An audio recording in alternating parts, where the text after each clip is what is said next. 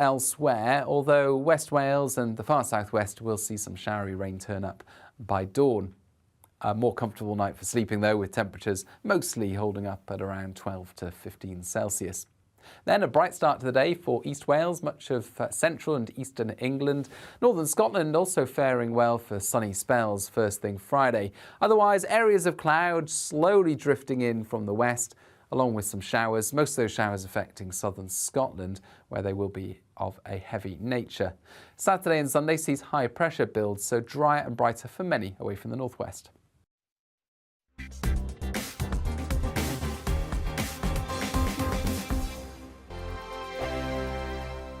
Join my show Farage, 7 p.m. till 8 p.m. Monday through Thursday, and there you will get opinion, analysis, debate, and I'll cover stories that nobody else dares to touch.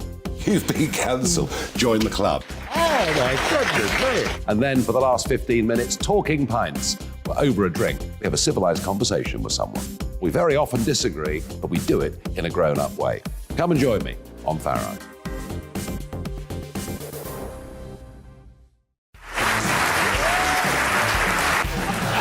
My name is Andrew Doyle. Join me every Sunday evening at 7 p.m. for Free Speech Nation. This is a show where we address current affairs and news stories of the week with the help of two wonderful comedian panellists. I brought in comics because I want to give it a lighter edge, and also they work for less. See you there.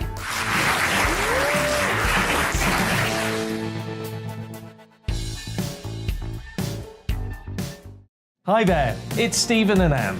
At breakfast from 6 a.m, you'll always be caught up with everything you need to know, the latest headlines, opinions and debates. We'll bring you the good news and the bad, but most of all, we're here for you. Remember, send in your views and let us know what you would like us to talk about. That's because we're your news channel. And every morning at 6 a.m, it's breakfast on GB News. I'm Dan Wootton. Join me Monday to Thursday from 9 to 11 for the feistiest and most fun news debate on TV, where free speech reigns. I'll bring you a sharp take on the day's biggest stories, bombshell newsmaker interviews, and A-list guests. And I guarantee you, no spin, no bias, no censorship, and no reason to go to bed. That's Dan Wootton tonight, Monday to Thursdays from 9 on GB News.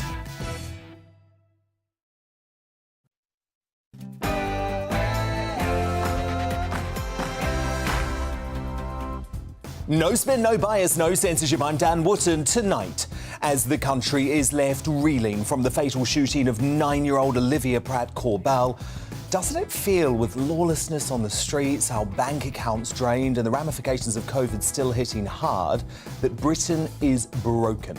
Let me be clear, this country can prosper again, but Liz Truss is going to have to make it happen damn quickly. I'll explain how Britain can be fixed in my digest next, and I'll get the reaction of my superstar panel, top Daily Mail columnist Amanda Patel, associate political editor of the Daily Telegraph Christopher Hope, and broadcaster Ashley James. Then, as police arrest a man in connection with Olivia's tragic killing, are politicians in denial about the extent of gun violence in lawless Britain? Columnist extraordinaire Rod Liddell thinks the establishment needs to ask serious questions of itself. He's uncancelled on that at 10:40. And should life mean life, with murderers just never released from prison? Gearing up for tonight's clash, former UKIP leader and police officer Henry Bolton, ex-prisoner turned charity founder Mark Johnson, and human rights activist Aisha Ali Khan. I'll find out what you think on this too at 9:25. After saying this in her new podcast... What did we have to do? Go out and do another official engagement. I said, this doesn't make any sense. Can you just... Why did you not bring him? I was like, can you just tell people what happened? Make it stop. Has Hollywood actress turned literal royalty Meghan Markle ever truly been oppressed? And is her brand of ultra-feminism emasculating Harry? Well, her anti-woke sister, Samantha Markle, gives the only review you need to hear live at 10:15. With almost one migrant a minute crossing the channel and another 500 reaching the UK today after a new record was set, is the migrant crisis a national emergency? We're keeping the focus on the issue here at GB News. It's our big debate at 10 p.m. Is Gary Lineker right that he shouldn't be expected to remain impartial despite being the BBC's biggest star? We'll break down the extraordinary internal battle at the Beeb that exploded into the open overnight. That's in the Media Buzz at 10:30. As the Greta Thunberg bubble finally bursts, Spiked Online's Brendan O'Neill explores that and why green extremists need to be held to account for the cost of living crisis. He's tonight's Outsider at 9:50. And as 7 out of 10 pubs say they won't survive the winter and George Orwell's favourite watering hole faces closure because snowflakes want it silenced, is it about time for the nation's boozers? Man of the people and former Corrie actor Charlie Lawson is back with his unfiltered take on this at 9:40. Plus, Jill Scott and everyone's least favourite Scot, Nicola Sturgeon, are in the running to be named Greatest Britain and Union Jackass. The rest of the nominees and tonight's winner will be revealed at 10:50. We'll have the newspaper front pages on the way, hot off the press too. This is Dan Wootton Tonight. Let's go.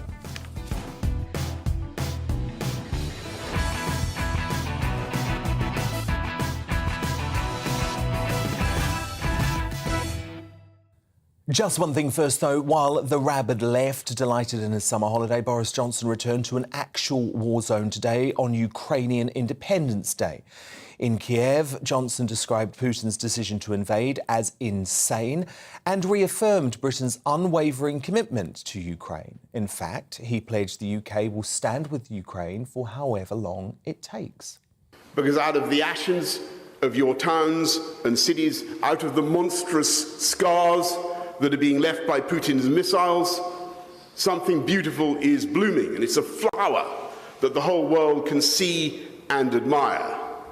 And that is the unconquerable will of the Ukrainians to resist. That if we're paying in our energy bills for the evils of Vladimir Putin, the people of Ukraine are paying in their blood.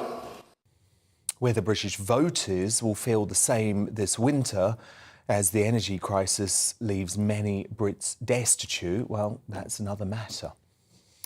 A special digest on why we need to fix broken Britain and fast coming up next, then my superstar panel weigh-in. Tonight, top Daily Mail columnist Amanda Platel, associate political editor for the Daily Telegraph Christopher Hope, and broadcaster Ashley James. But before all of that, the news with Tatiana Sanchez.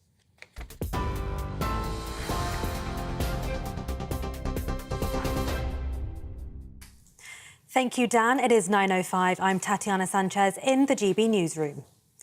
The Queen says she's hoping the world can look forward to better times as she marked Ukraine's Independence Day. It's after the Prime Minister made a surprise visit to the capital as the country marks 6 months since the invasion of Russia. Since the Russian invasion began, I should say. Speaking with his Ukrainian counterpart, President Zelensky, Boris Johnson says he believes Ukraine can and will win this war. Well, during the trip, Mr Johnson set out a further £54 million package of military aid and vowed the UK will continue to stand with Ukraine.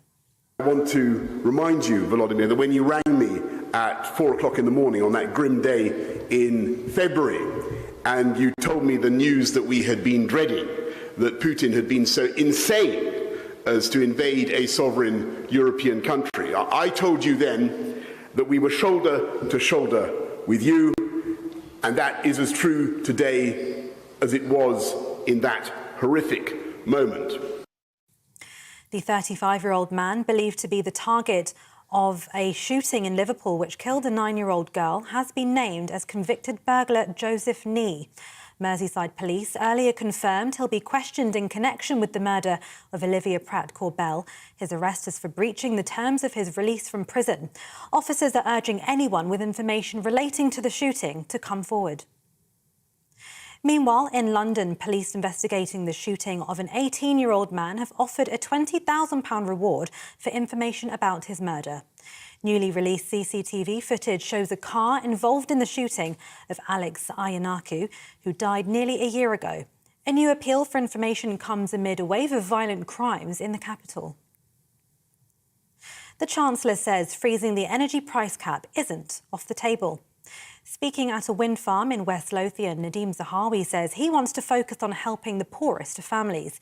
He also says the Russian president has been using energy as a tool against the British people. Make sure that every pound is targeted and is stretched as far as we can make it, whilst we continue to support Ukraine in their battle against Putin. So targeting is important, and of course delivering the 37 billion. We're midway through that now. A 17-year-old British Belgian pilot is now the youngest person to fly around the world solo. Mac Rutherford landed in Bulgaria today after 5 months of flying. He flew more than 30,000 miles and visited over 30 countries. He broke the Guinness World Record set by 18-year-old Travis Ludlow in 2021. TV, online and DAB+ radio. This is GB News. Now it's back to Dan Wootton tonight.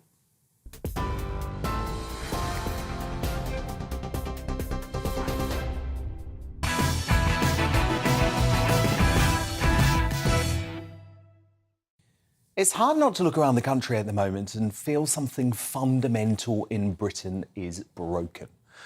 Over 2 years of devastating COVID lockdowns changed the way we work and live while fundamentally adjusting the expectations many have of the state. Combined with a European war culminating in an unprecedented cost of living crisis with 10% fast-growing inflation, all of that has the country on edge just at the time Conservative MPs foolishly decided this time of crisis was the moment to depose a Brexit-delivering Prime Minister elected in a landslide less than 3 years ago, leaving a gigantic power vacuum for this difficult summer. Our streets have become lawless, with the slayings of 87-year-old Thomas O'Halloran and 9-year-old Olivia Pratt-Corbell uniting the nation in horror. Our police patrol our tweets and virtue signal rather than solving crime.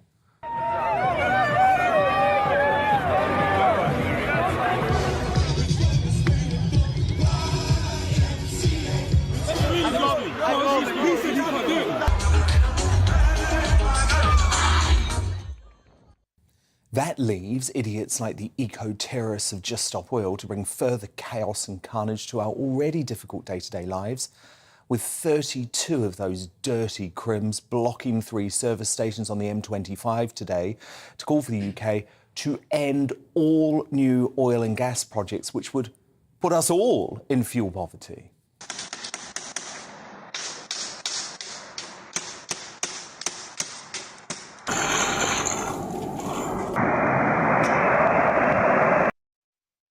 Our airports have become a nightmare, with thousands of flights cancelled and delays now just an expectation. Who would even bother to try and go away? But that's nothing compared to the hell of rail travel, with the militant unions doing all they can to damn the service into despair with constant strikes. Eurotunnel passengers were yesterday forced to evacuate underneath the English Channel, and scenes like a disaster movie after a 5-hour breakdown.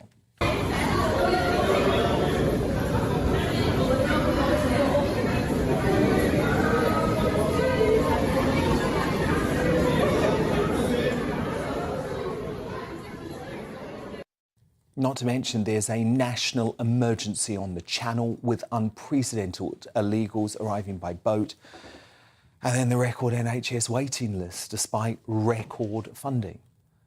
But in this climate, entitled civil servants still believe they have some sort of God-given right to sit at home while being paid by taxpayers, refusing to return to the office, even as 7 out of 10 pubs say they could be forced to close this winter.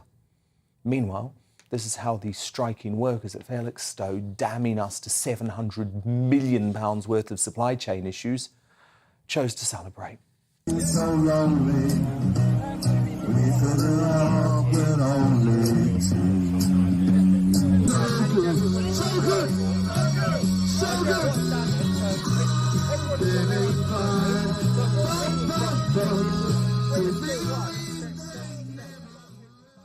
As the excellent Ross Clark wrote in today's Sun, a newspaper of the workers after all, Britain once had a reputation as the workshop of the world. Now, post-COVID, we're more like the holiday camp of the world. We want to cut our hours, work from home, take time off whenever our well-being demands it. And yet we still think we have a right to a fat pay rise. The likely next Prime Minister, Liz Truss, was slammed by the left as some sort of traitor when The Guardian leaked historic audio of her calling for British productivity to be improved by hard graft so we can compete with economies like China. But that's exactly what we need. The terrible thing is that I can actually understand why this desperation and despair could lead some to think a Labour socialist government propped up by the nightmare combination of the Lib Dems, SNP and the Greens. I understand why some people at this point could think it would be a solution. But believe me, such a scenario would send us into a decade of discontent, not just a winter. It's the socialist policies of the COVID era that have led us to this mess, including an outrageous 70-year tax high, which must see that burden immediately cut. Only an immediate and dramatic reversal of such an approach will lead us out. The very future of our great country is at risk. To respond now, my superstar panel, top Daily Mail columnist Amanda Patel, associate political editor for the Daily Telegraph Christopher Hope, and the broadcaster Ashley James. Amanda Patel, you know I like to be positive about Britain. I love this No sign of it tonight, I've got to tell you, Dan. Jesus, I want to go home straight away. Do you understand where I'm coming from? I do. It is totally depressing. You know, you listen to the news. This morning I listened to a whole pile of BBC, and at the end there was this small clip about Coldplay, the fact they've got more gigs that are going to be booked. And I turned, what's something I've never done in my life, I turned off all the news and I listened to Coldplay, and I don't even like Coldplay. I was so depressed. What, fix you? What do you I mean, I love Coldplay, but it's hardly uplifting music, Amanda. And I was just thinking... Maybe with a Bananarama or something I would have gone along with. Wow. It is very depressing news. Yeah. And we've got a lot of ahead of us. There's no escaping the fact that we've got a terrible cost of living crisis. I just don't know where you go in this, Dan. I don't know where you find any hope. I did find one thing that gave me great hope, actually. That was the fact that with this huge this union strike in Scotland, which started in Edinburgh, is that now that the streets are getting infested with rats. And did you know... Oh, no. Where's this going? Where's she going with this? Did you know that a rat, from the moment it gets pregnant, has up to 12 babies in 12 weeks? So by the end of August, now that all the litter's been all round, the whole place is Nicola Sturgeon, that overstuffed little haggis, is going to have her whole country infested with rats. I mean, the problem I love is, that. Chris... That's your silver Well, lining. that's silver lining. That is my That's silver depressing. lining. It's even worse. The I hate problem rats. is, Chris, I'm not celebrating what's going on the streets of Scotland at the moment because, yes, I think Nicola Sturgeon needs to have a big wake-up call because she's been Eaten a by terrible rats. leader of Scotland. And they also have sex with their brothers and sisters. Oh, God. Did you know that? You did Stop not right know now. that. Stop right now, Stay Amanda. tuned. But the point is, Chris, that's what's coming to the rest of the United Kingdom, right? I think there's going to be a huge, maybe a general strike this Because you revealed this yesterday. Yeah, there are plans at stake now. Civil Service with Priti Patel, the Home Office, Cabinet Office, they're looking at how to cope with major strike action starting on around the September 26th, announced there at the Labour Party conference across the civil service, rolling strikes, other public sector workers, all demanding more and more money to keep pace with the inflation. So it's completely political then? Well, yeah, a general strike is defined as one which is done for political aims, and I think this will be seen as political and coordinated, and that could be the problem. Now, what the government does to deal with that, and whether it passes new strike laws to try and make sure that the bins are still collected, and you know... But how quickly could they pass that? Even if Liz Truss gets in September 5 or whatever it is, how quickly could those laws be enacted? There are things they're on the all books. at it. Every single union is at it now. There are, I think it's going to be really, really, really serious. And the inflation hopefully may come down to your forecasters to bring it right down, but only if the employers can hold the line. Your point about, you know, I think that there's a kind of collective failure amongst bosses to tell their staff what to do half the time. You say that why are these civil servants working from home and having some me time and then demanding pay rises? Well, you know, isn't it time for a bit of steal from the bosses to say, ignore HR, forget the HR because there's a ballooning industry in this country looking after the welfare of people, and get back to work. We need life leadership. is hard. We all need to be back to work, and we need to lead ourselves out of it. So, Chris, one thing I just wanted to pick up on, though. So you say this could be announced during the Labour Party conference. That's the plan. What position does that put Keir Starmer in? Because What's he as saying? it stands, he's saying he's not prepared to support a general strike. You're quite right. I mean, he's been telling his shadow cabinet, don't go on the strikes, get on the picket lines. Stay off the picket line. With the RMT and other striking rail unions. Sam Tarry. That's right. And then, of course, he was sacked for doing so. And whether what he does next, I'm not sure. I just wonder where is Labour? Is Labour like in pre-92 or pre-97? Because I wonder whether when there is strike action, when there's a big militant uprising by left-wing unions, do people want to trust Labour with the future of their country? Do they look at people behind Keir Starmer, look at Angela Rayner as a deputy and think, oh, yeah, I'm going to give her the keys to a big department? But also... So I think it might work, so forgive me, it might work against the Labour narrative you're saying there. The other thing I think is most troubling is today the TUC has come out and said that we have the minimum wage has to be raised to £15 an hour.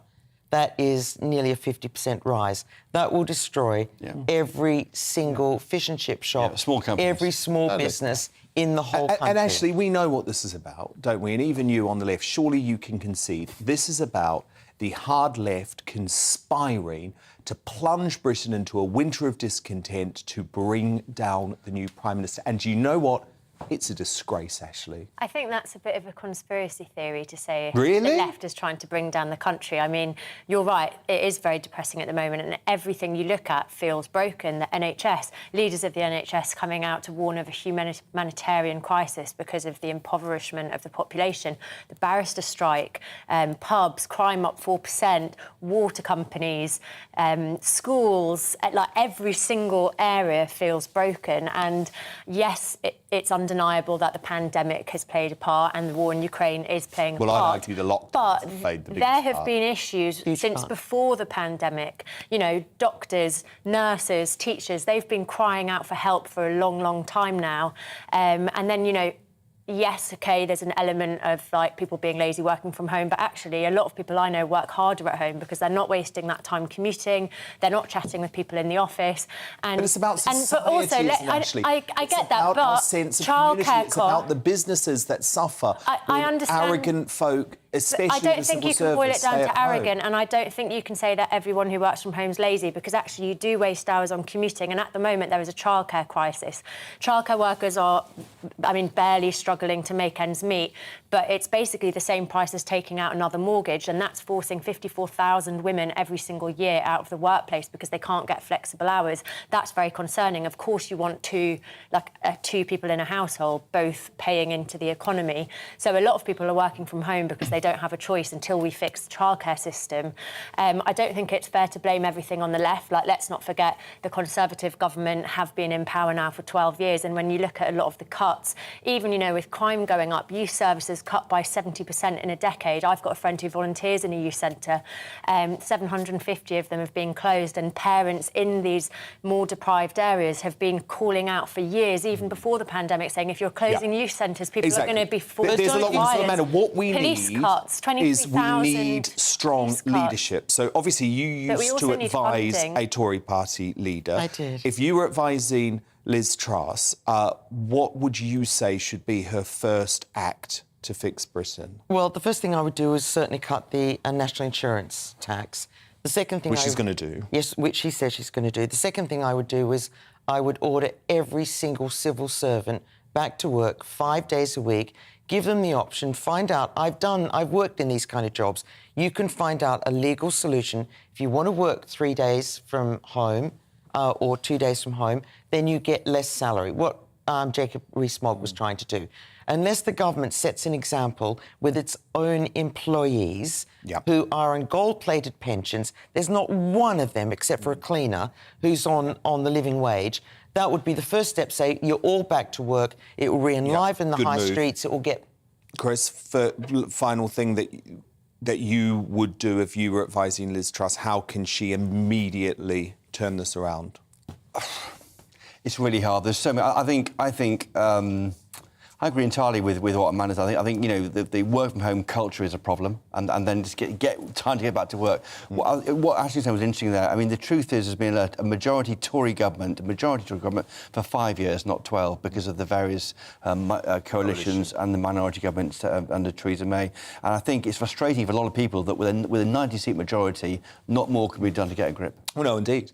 But unfortunately, the obsession with lockdown over the COVID pandemic saw this morph from a Tory government for 2 years into a socialist government. And I know many will argue about the rights and wrongs of that. Personally, I think it was wrong, because I think we're dealing with the consequences now. Ashley James, Christopher Hope, Amanda Patel, my superstar panel, are here all night. But coming up, as Ashley mentioned, 7 out of 10 pubs say they won't survive the winter, and George Orwell's favourite watering hole faces closure because snowflakes want it literally silenced. So this is about to be last orders for the nation's boozers, and what can we do to stop that? Man of the people, former Corrie actor, Charlie Lawson, back with his unfiltered take at 9:40. But up next, as Britain turns into the Wild West, should life mean life? Gearing up for tonight's battle, former UKIP leader and police officer Henry Bolton, ex-prisoner turned charity founder Mark Johnson, and human rights activist Aisha Ali Khan. Want you to get in touch with me on this, though. What do you think? Email me, dan@gbnews.uk. Tweet me using the handle @gbnews. A poll running there now to should life actually mean life? The results and tonight's clash straight after the break. Hi there. It's Aidan McGivern from the Met Office here. A warm night to come for some places following a hot and humid day in the southeast, but heavy rain and thunderstorms overnight and into the morning will clear the air. A weather front is crossing the country, albeit slowly. Associated with this weather front, some heavy and persistent rain, and eventually that will arrive into the southeast. But at first, through the evening, it's dry in East Anglia and the southeast, just 1 or 2 showers developing later. The main area of rain affecting the Midlands, Wales and the southwest, that pushes southeast, and by the end of the night, the heaviest rain is pushing into the southeast, where it's a warm night to come, 18 to 21 Celsius, while Scotland, Northern Ireland and eventually West Wales, the far southwest, sees clearer and fresher conditions arrive. So a wet start to the day for East Anglia and the southeast, some thundery rain for a time. Eventually the rain does peter out, and by later in the afternoon it's mostly dry. It's also turning brighter, and there'll be plenty of sunny spells for northern Western England, Wales. With fresher air coming, it's looking like a return to average temperatures. But for Scotland and Northern Ireland, here there'll be a scattering of showers, especially towards the northwest, along with a keen breeze. Areas of more persistent rain pushing into the west of Scotland and Northern Ireland during Thursday evening. A lot of clear skies elsewhere, although West Wales and the far southwest will see some showery rain turn up by dawn. A more comfortable night for sleeping, though, with temperatures mostly holding up at around 12 to 15 Celsius. Then a bright start to the day for East Wales, much of central and eastern England. Northern Scotland also faring well for sunny spells first thing Friday. Otherwise, areas of cloud slowly drifting in from the west, along with some showers. Most of those showers affecting southern Scotland, where they will be of a heavy nature. Saturday and Sunday sees high pressure builds, so drier and brighter for many away from the northwest.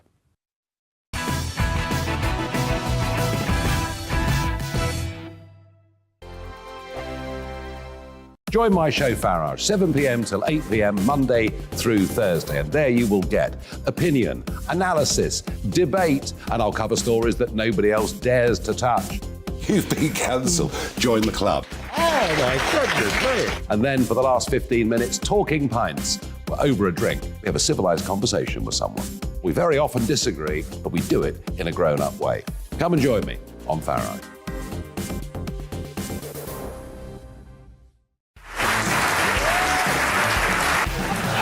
My name is Andrew Doyle. Join me every Sunday evening at 7 p.m. for Free Speech Nation. This is a show where we address current affairs and news stories of the week with the help of 2 wonderful comedian panellists. I brought in comics because I want to give it a lighter edge, and also they work for less. See you there.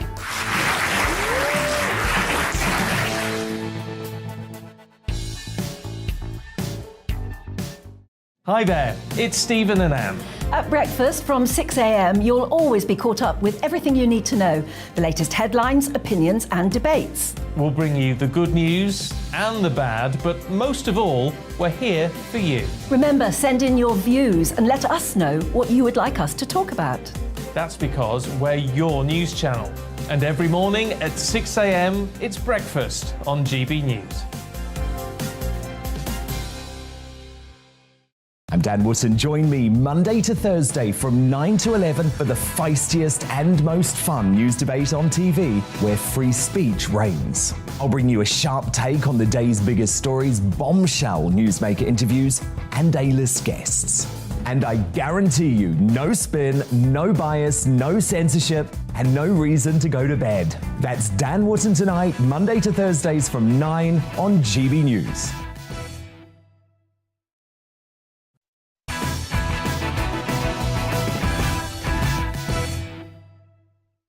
Charlie Lawson, Rod Liddle and Brendan O'Neill all coming up, but it's time now for The Clash. The man targeted by the gunman who killed Olivia Pratt-Korbel has today been arrested and named. 34-year-old Joseph Nee, a former drug dealer, suffered gunshot wounds during Monday's shooting after forcing his way into Olivia's home to escape the balaclava-clad pursuer. The convicted burglar will be questioned by Merseyside police and recalled to prison after breaching the terms of his release. My God, that just makes me rage. It is disgraceful. The 9-year-old's tragic case is the fourth killing to take place in Liverpool this week alone. And last week in London, there were 4 slayings in the space of 6 days, including the horrific killing of 87-year-old Thomas O'Halloran. At present, we are living in lawless Britain, where reports of callous violence are quickly becoming the norm. The question is, what are we going to do to put a stop to this? As I said last night, I think the solution is to create a more robust deterrent by issuing tougher sentences. So tonight, I'm asking, should life mean life, with all murderers never to be released from prison? Let me know your thoughts by emailing dan@gbnews.uk. Tweet me at GBNews. While you're there, vote and I'll poll those results shortly. To help you make up your mind, though, I'm joined now by ex-prisoner and philanthropist Mark Johnson, former policeman and ex-UKIP leader Henry Bolton, and human rights activist Aisha Ali Khan. Henry Bolton, I am just so black and white about this. You murder someone, you go down for life. Life must mean life. I mean whole life sentences for any murderer. And I feel we need that deterrent now. I agree. I mean, Dan, you know, the public probably generally don't know that there are 2 different types of sentence. A whole of life sentence, which means that you never come out, or a life sentence, which means that you actually get a tariff. It might be 12 years, 7 years, whatever it might be, after which you might be released. And then if you're released on licence, so to speak. But it is no real deterrent. Life, if you're saying life, it should be life. If you're going to sentence somebody for 12 years, it should be 12 years. And indeed, there are many crimes that have taken place recently, high-profile crimes in the last year, 2 years, that indeed the public are crying out for a more effective sentencing approach. There is a lawlessness that you covered partly earlier on. Britain could be said to be broken. Indeed, I think you're right. And I'm working on something called BritPact to try and address some of that. But the fact of the matter is that the public sees things going downhill rapidly in the rule of law and policing area. And if you don't have a robust sentencing policy, and that seem to be robust, and is not being, at the moment, it's not being seen to be effective either. But if it's not being seen to be robust, not being seen to be effective, then the public are going to demand more. And I demand more. I think, you know, you've got to... and we must talk about demand profile cases, but quite frankly, we don't need to. Everybody knows what they are. People are being released from prison, having absolutely destroyed entire families, as well as ending lives. It's not good enough that they're let out early. No matter, and Dan, if I can just cover this point, people are let out after good behaviour or after a tariff, minimum service, if they're sentenced to life imprisonment, if the probation service believe that there is, or have reason to think that that person won't constitute a threat to the public. Well, what about the deterrence effect of letting somebody out early? there is no deterrent effect to let somebody out if you let somebody out early. Of course. No, I completely agree. Mark Johnson, you disagree, though, and obviously you've gone through the justice system as a prisoner yourself. So why is Henry wrong?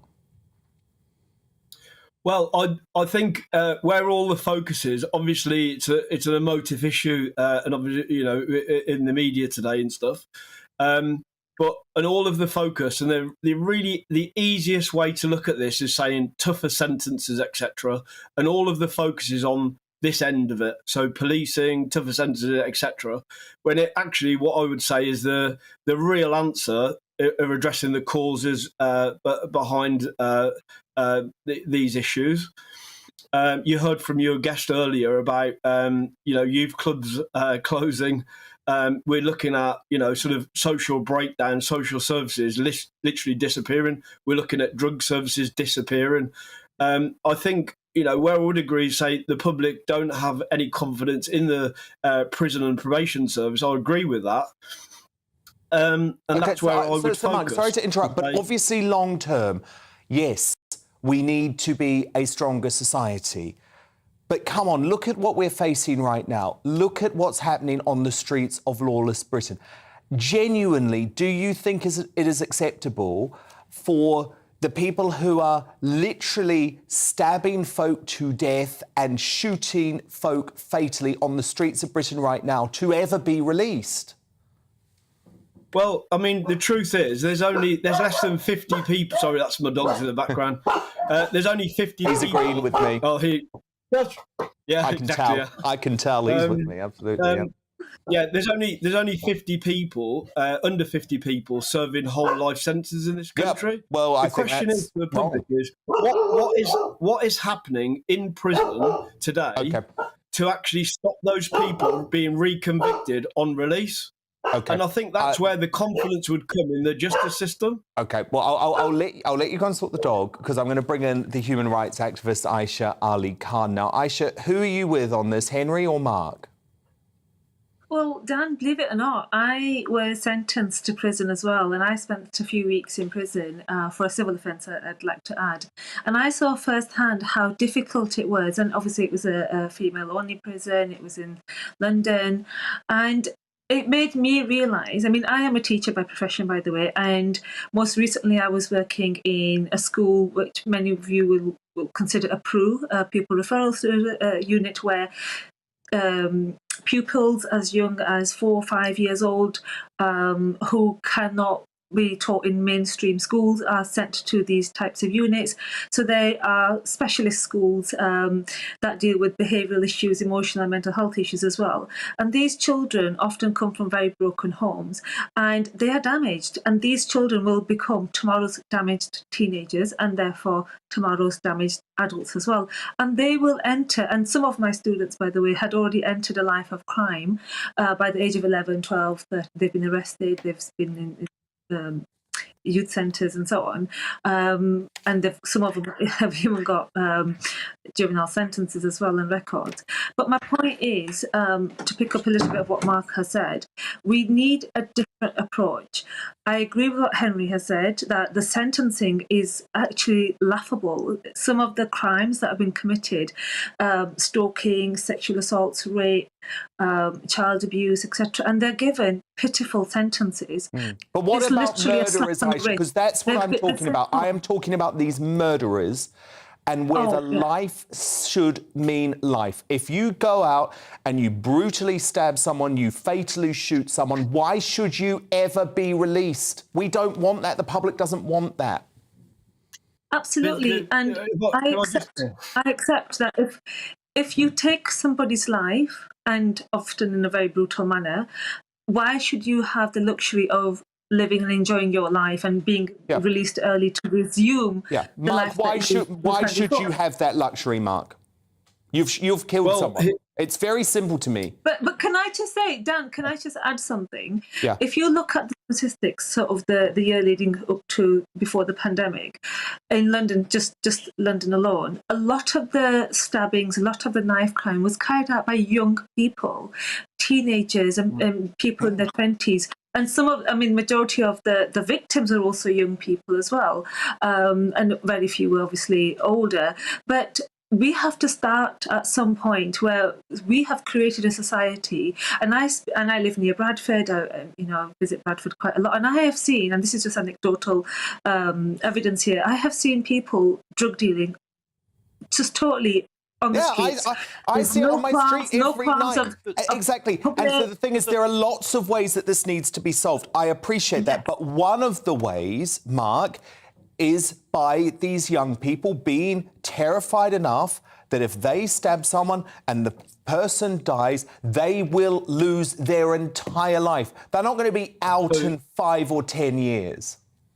So all of the work that I've done over my career is basically asking young people, especially knife crime perpetrators, would the length of sentence you've now got deterred you at the time that you committed that offence? The answer is no.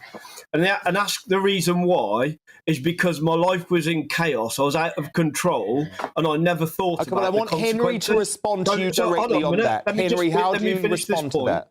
The average cost of somebody's sentence for the year is £38,000 per prisoner.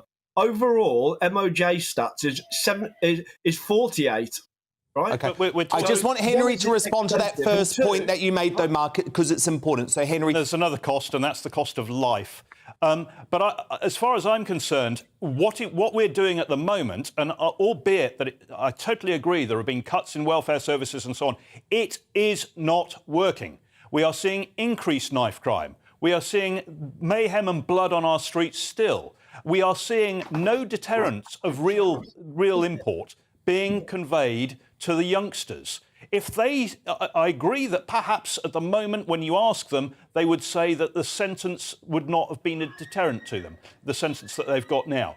However, if there was a general atmosphere and knowledge, if you like, instinctive knowledge, that if you were caught having killed somebody, you would effectively lose your life, because it would be you'd lose all your freedom, your liberty for the rest of your days, then I don't believe that it would not have a deterrent factor on anyone. Well, indeed. And we saw, didn't we, with Rudy Giuliani in New York with his 2 strikes and you're out policy. I think that was a good policy. Sentences and he was facing many of the same problems that we're facing on our streets now. Indeed. And at the moment, with our weak policing, and our, which is spending more time, it seems, as far as the criminals and gangs are concerned, trying to impress communities that, frankly, are law-abiding anyway, rather than going out and deterring crime and violent crime, then, put the two things together and we've got a perfect storm. And it's going to get worse until we get some real leadership. Great stuff. Former UKIP leader, policeman and border security expert Henry Bolton, founder of User Voice Mark Johnson, and the human rights activist Aisha Ali Khan. Fascinating conversation. So who do you agree with? Should life mean life, with all murderers never released from prison? Sean on Twitter says, it doesn't matter how big or small the killing is, life means life. I'm also in favour of hanging. From Sen, depends on the context. If there's someone who's never been convicted of a violent crime before and kills someone in self-defence or in a crime of passion, then no. And I am talking about murder. I'm talking about life should mean life for murder. And Alan says on Twitter, life in prison was the alternative to capital punishment. Now a victim's life is worth 10 years, thanks to 50 years of politicians watering down the sentence. And your verdict is now in. An overwhelming 91% of you agree with me that life should mean life, with murderers just never released from prison. Just 9% of you disagreeing with that. Coming up, has the Greta Thunberg bubble finally burst? Spiked Online's Brendan O'Neill investigates in The Outsider at 9:50. But up next, with our nation's pubs facing what's being described as an extinction-level event due to the cost of living crisis, is it about to be last orders? Man of the people and former Corrie actor Charlie Lawson back with his uncompromising take in just a couple of minutes' time.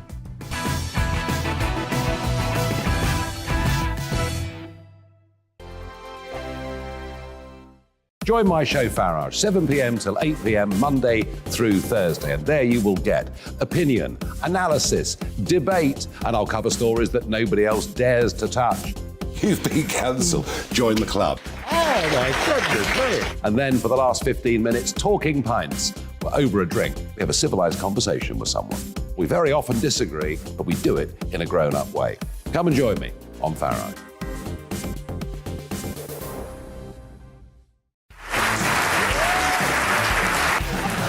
My name is Andrew Doyle. Join me every Sunday evening at 7 p.m. for Free Speech Nation. This is a show where we address current affairs and news stories of the week with the help of two wonderful comedian panellists. I brought in comics because I want to give it a lighter edge, and also they work for less. See you there.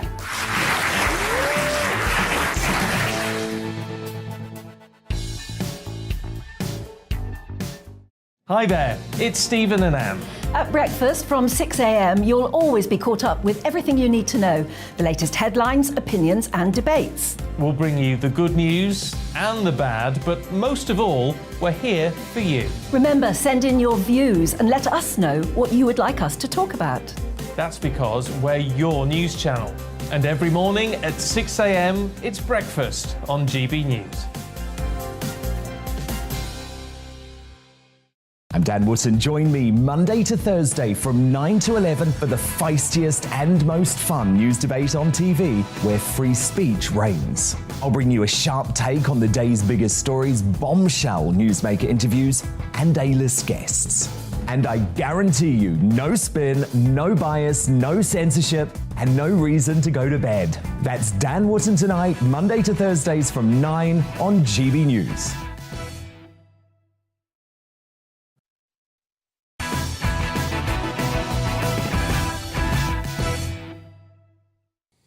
Brendan O'Neill and a first look at tomorrow's newspaper front pages still to come. But first time could soon be called on the nation's boozers after a shocking new survey revealed nearly 7 in 10 pubs risk being wiped out by this winter due to soaring energy costs.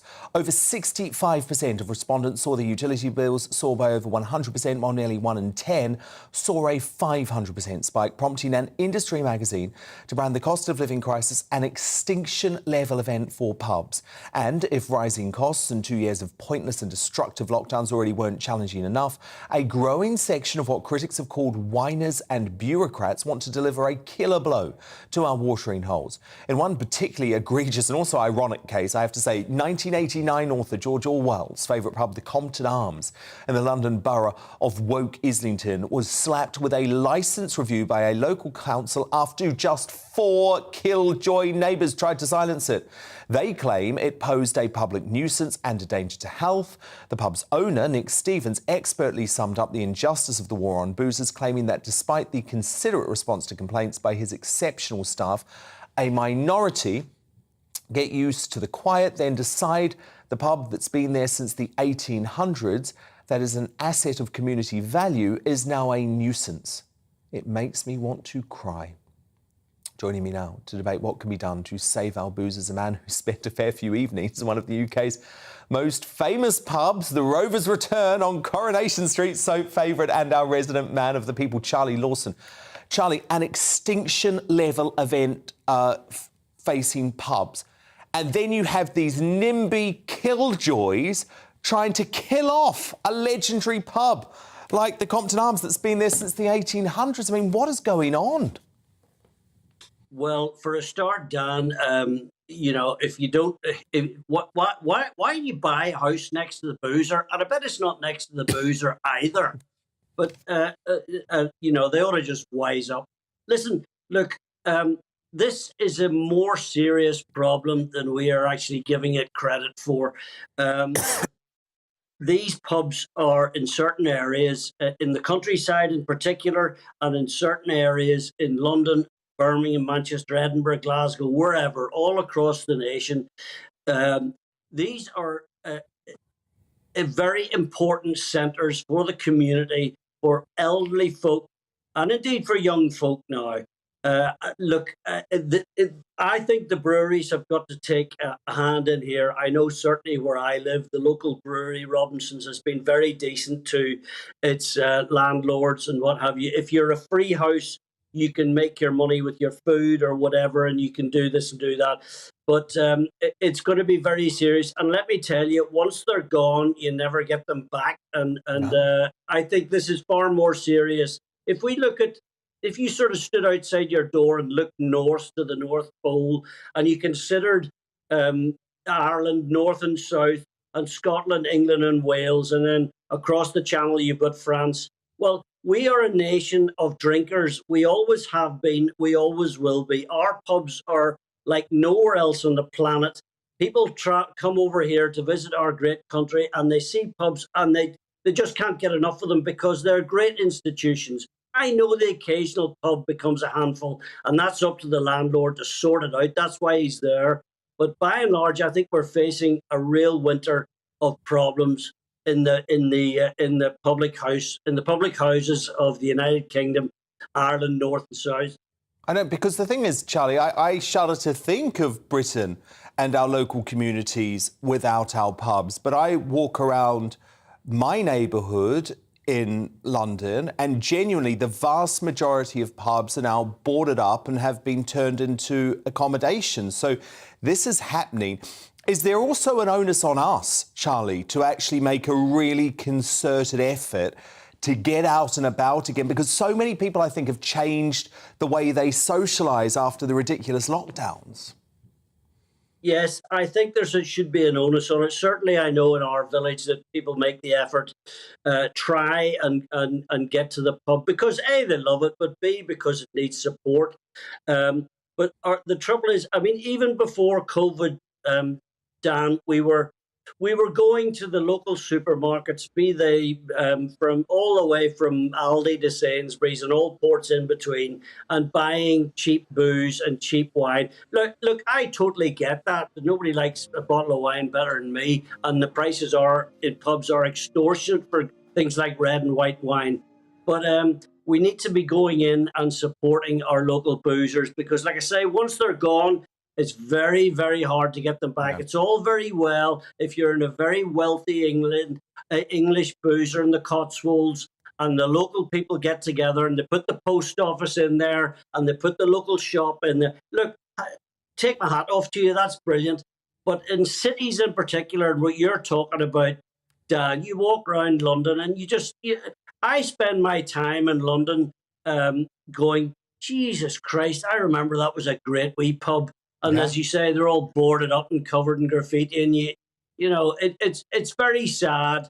And I hope it's not a bad sign of things to come. But I fear we will see more closures and we're going to see more and more big chain Weatherspoony things and less Old Red Lions and all the rest of it. I feel for the people who lose their pub. I really do. Because once you realise how important it is, you'll never forget it. Charlie Lawson, our man of the people with a rallying cry to save Britain's pubs. Charlie, I couldn't agree more. We will speak next week. But coming up, with almost one migrant a minute crossing the channel and another 500 reaching the UK today after a new record was set, is the migrant crisis actually a national emergency? I think so, but it will be the subject of our big debate. There's real division on our superstar panel tonight, so that's in the Media Buzz at 10. We'll have the first of tomorrow's newspaper front pages revealed then too. But first, has the Greta Thunberg bubble finally burst? And will green extremists now be held accountable for the cost of living crisis? Spiked Online's Brendan O'Neill is tonight's outsider. He explores this in just a few moments' time.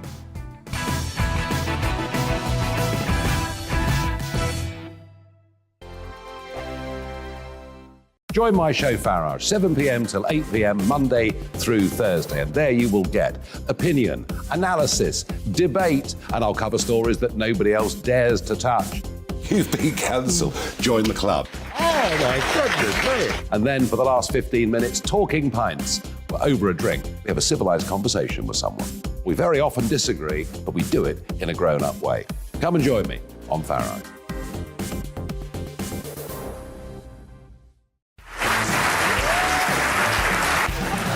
My name is Andrew Doyle. Join me every Sunday evening at 7 p.m. for Free Speech Nation. This is a show where we address current affairs and news stories of the week with the help of two wonderful comedian panellists. I brought in comics because I want to give it a lighter edge, and also they work for less. See you there.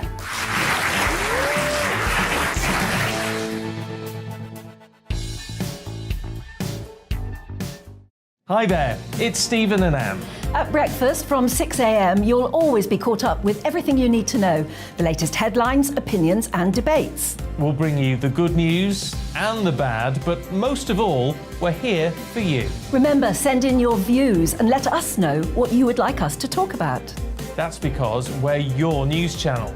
And every morning at 6 a.m, it's breakfast on GBNews.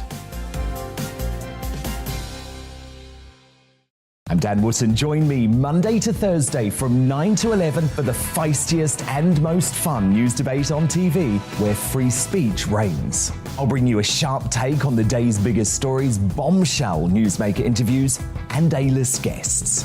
And I guarantee you, no spin, no bias, no censorship, and no reason to go to bed. That's Dan Wootton Tonight, Monday to Thursdays from 9 on GB News.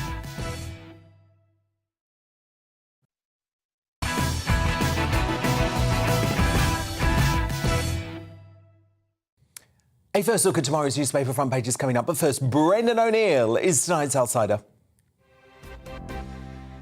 Did you remember that annoying, bossy teenager? I think she's Greta Thunberg telling us to stop flying and eat red meat, all of that stuff. Well, the Swedish climate change doomster has resurfaced to moan that nobody's listening to her. Upset with the lack of climate change discussion in her country's election. She's moaned, "It's been 4 years since I started striking from school and a new election is on its way. The climate crisis is still absent from the debate. The most affected people from the most affected areas are still being silenced." Since Greta barged her way onto the international stage, bringing her message of death and destruction, she's given speeches at the UN, Glastonbury, the French National Assembly, the British Parliament, the World Economic Forum, the European Parliament, COP26, and more. So far from being silenced, Greta, the truth is, we're just sick of hearing from you. Oh, God, do you remember this classic? Back in school, on the other side of the ocean.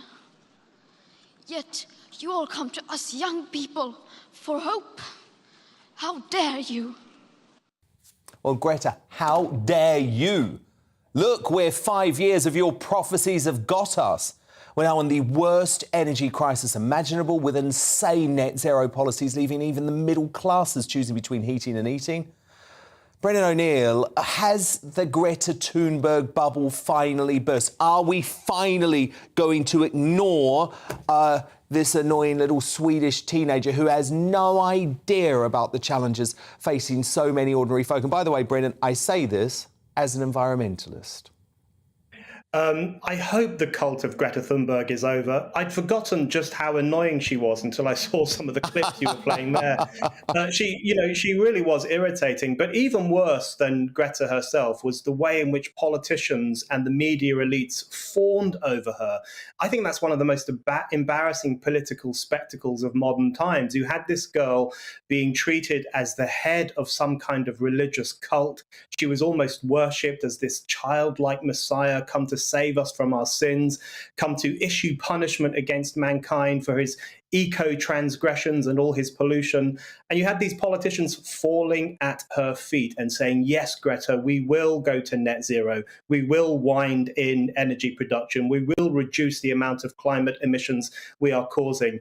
And look at the end result. The end result is that we have an energy crisis. We have a situation where, as you say, people are having to choose between heating and eating, and we are not creating enough energy to keep society chugging along. I think that is a direct consequence of the green cult of the past few years. It is. It was all very easy, wasn't it? A couple of years ago, Brendan, a few years ago, when folk like Michael Gove decided to worship at the altar of Greta. You know, at that point, we weren't facing an energy crisis. We weren't facing these massive bills, but the reality has hit home now, and we know how damaging those green levies are. I know Liz Truss is saying she's going to remove them temporarily. Well, I'm sorry, it needs to be permanent. Oh, absolutely. I think net zero just needs to be scrapped. And we have to accept the fact that if you have a world of billions of people, you need to be able to create a lot of abundant and cheap energy. That's what keeps society going. But what we've had over the past few years is this demonization of energy, this demonization of oil and coal and nuclear power, and this worship of wind power and solar power, which just cannot make modern society work. And this worship of reining everything in and shrinking the human footprint. So I hold environmentalists responsible for a lot of the problems we currently face. And I'm getting increasingly irritated with leftish talking heads in the media who say, oh my God, there's a recession. How did this happen? What are we going to do about it? And I think to myself, listen, you guys helped to bring this about with the kind of ideologies you have been promoting. For example, George Monbiot at The Guardian, he wrote a piece a few years ago called Bring on the Recession, because he wanted to lower mankind's economic output. This is what they've been calling for. And now we can just see how horrific the consequences of their politics can be.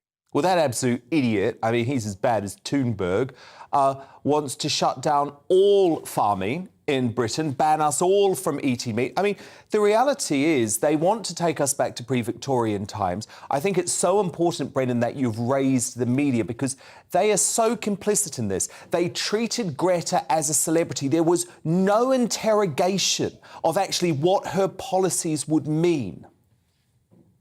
Yeah, exactly. And anyone who did raise questions was instantly denounced as a bully. How dare you question or pick on this young girl? She was 16 or 17 at the time. So they used her as a kind of force field to protect climate change alarmism from serious political debate and from serious political critique. So there was something very cynical in the way that she was used by the political class as a kind of rallying cry for shrinking the human footprint and rein in economic growth. I think what lots of people are waking up to now is that we need more economic growth. We need more energy production. We need to become independent in our energy production here in the UK rather than relying on foreign regimes. And that's what we need if society is going to work. We've got to stop listening to the Greta Thunbergs of the world, Extinction Rebellion, and all the other Greens in the political class itself, and instead recognize that we really need to push society forward in order to keep everyone warm, well-fed and wealthy. Couldn't agree with you more, Brendan. I mean, net zero was enforced on us by the elites. And when are they going to start realising that actually it's our lives that they are impacting and actually it's about time we get a say? And I think as the energy bills start to increase, more and more people are becoming educated on this. So, Brendan O'Neill, great to chat. We'll see you next week. Thanks, Dan.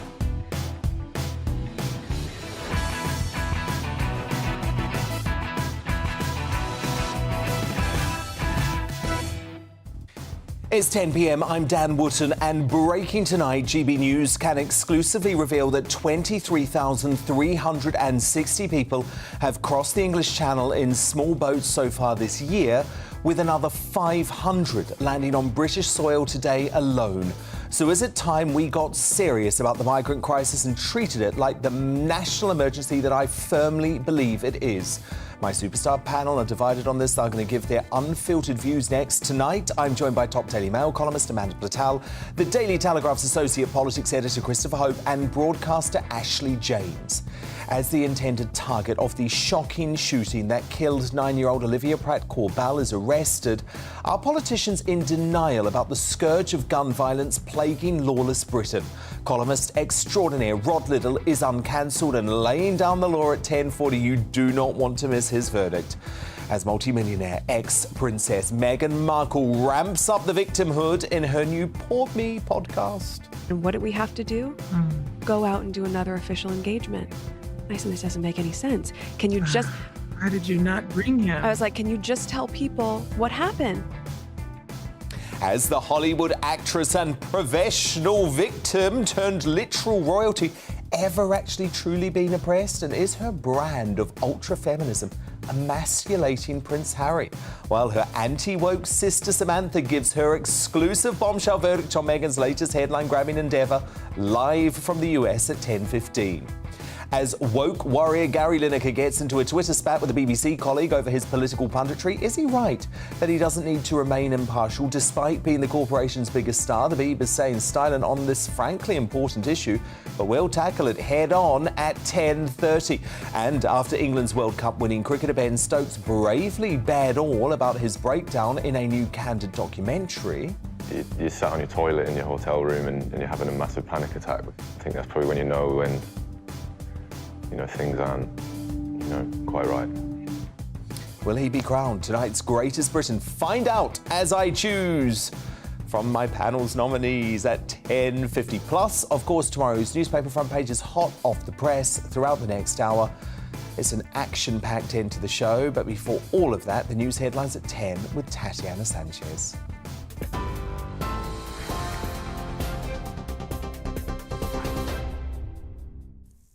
Thank you, Dan. It is just past 10 o'clock. I'm Tatiana Sanchez in the GB newsroom. Ukrainian President Volodymyr Zelensky says at least 22 people are dead and 50 injured after Russian forces attacked a Ukrainian railway station. It comes as the country marks 6 months since Russia invaded the country. The UK Prime Minister made a surprise visit to the capital earlier on Wednesday to mark the occasion. Speaking with his Ukrainian counterpart Zelensky, Boris Johnson says he believes Ukraine can and will win this war. During the trip, Mr Johnson set out a further £54 million package of military aid and vowed the UK will continue to stand with Ukraine. I want to remind you, Volodymyr, that when you rang me at 4 o'clock in the morning on that grim day in February, and you told me the news that we had been dreading, that Putin had been so insane as to invade a sovereign European country, I told you then that we were shoulder to shoulder with you, and that is as true today as it was in that horrific moment.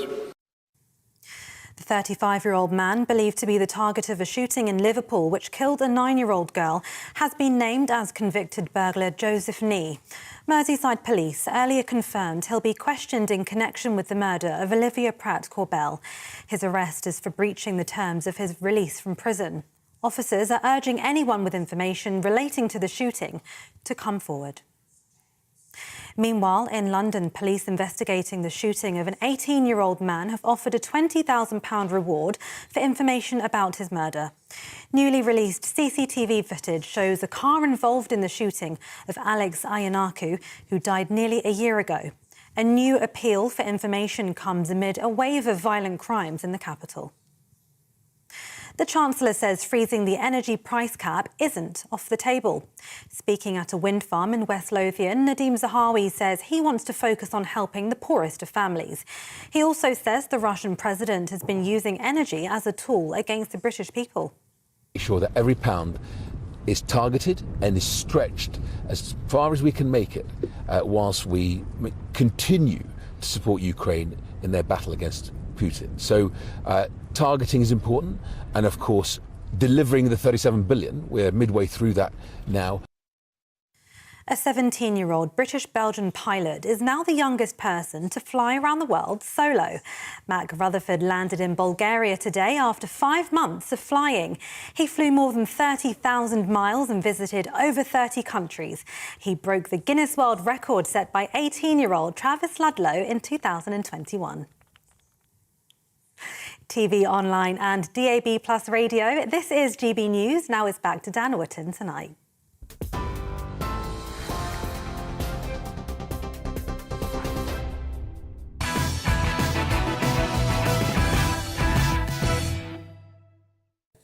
Tomorrow's News Tonight now in our media buzz. The first front pages are in. Labour's money troubles deepen is the Eyes headline, as Starmer reportedly forces his shadow cabinet to stop fundraising for their own offices in order to combat his party's cash woes. On the front of the Metro, we will get justice for our Liv, say the family of Olivia Pratt-Corbell. That's as the criminal targeted by the see him there is arrested in hospital. My superstar panel back with me now. Male columnist Amanda Platel, the associate political editor for the Daily Telegraph, Christopher Hope, and the broadcaster Ashley James. Now, breaking tonight, GB News can reveal another 500 people have crossed the channel in small boats today, taking the number this year to 23,360. That's up a whopping 10,000 on last year and comes after a record 1,295 migrants arrived in Britain from France on Monday, the largest number detected on a single day since the crisis began. And they're not just coming by dinghy, are they? On last night's show, we played you exclusive footage from our Home and Security editor, Mark White, showing groups of migrants trying to force their way onto Britain-bound lorries in the port of Calais without much help from patrolling French police, no surprise. So as crossing continued to soar, Nigel Farage said on this show last night, this is no longer a crisis, it is a full-blown emergency. We're now letting in tens of thousands of undocumented young males. They throw their passports, their mobile phones into the English Channel. We cannot track who they are. We cannot see whether they've got serious criminal records. We are becoming a much less safe country as a result of this. And that's why this is now an emergency. Amanda Patel, 1 migrant a minute crossed the channel on Monday. I'm afraid I do view this as a national emergency. I think there's something much more fundamental going on here, Dan, is that we've had this crisis of people entering the country, which we used to call illegal immigrants. Now, after the woke brigade got in, we suddenly had to say they are migrants. They're not migrants. They're asylum seekers. They're called migrants now, which is a really nice fuzzy word. Actually, they are illegal immigrants into this country. And I think that the nomenclature, is that the way to say it? Did I almost get it, Chris? I got it there in the end. Is that even with the Conservative Party, it has turned into this whole thing is we no longer talk about the fact that it costs us £1.5 billion a year to cope with this illegal migration into our country. That the records are doubling almost daily. Instead, we talk about the people smugglers. We talk about the evil slave trade. We talk about people dying in making the crossing. Well, no one's died for a long time.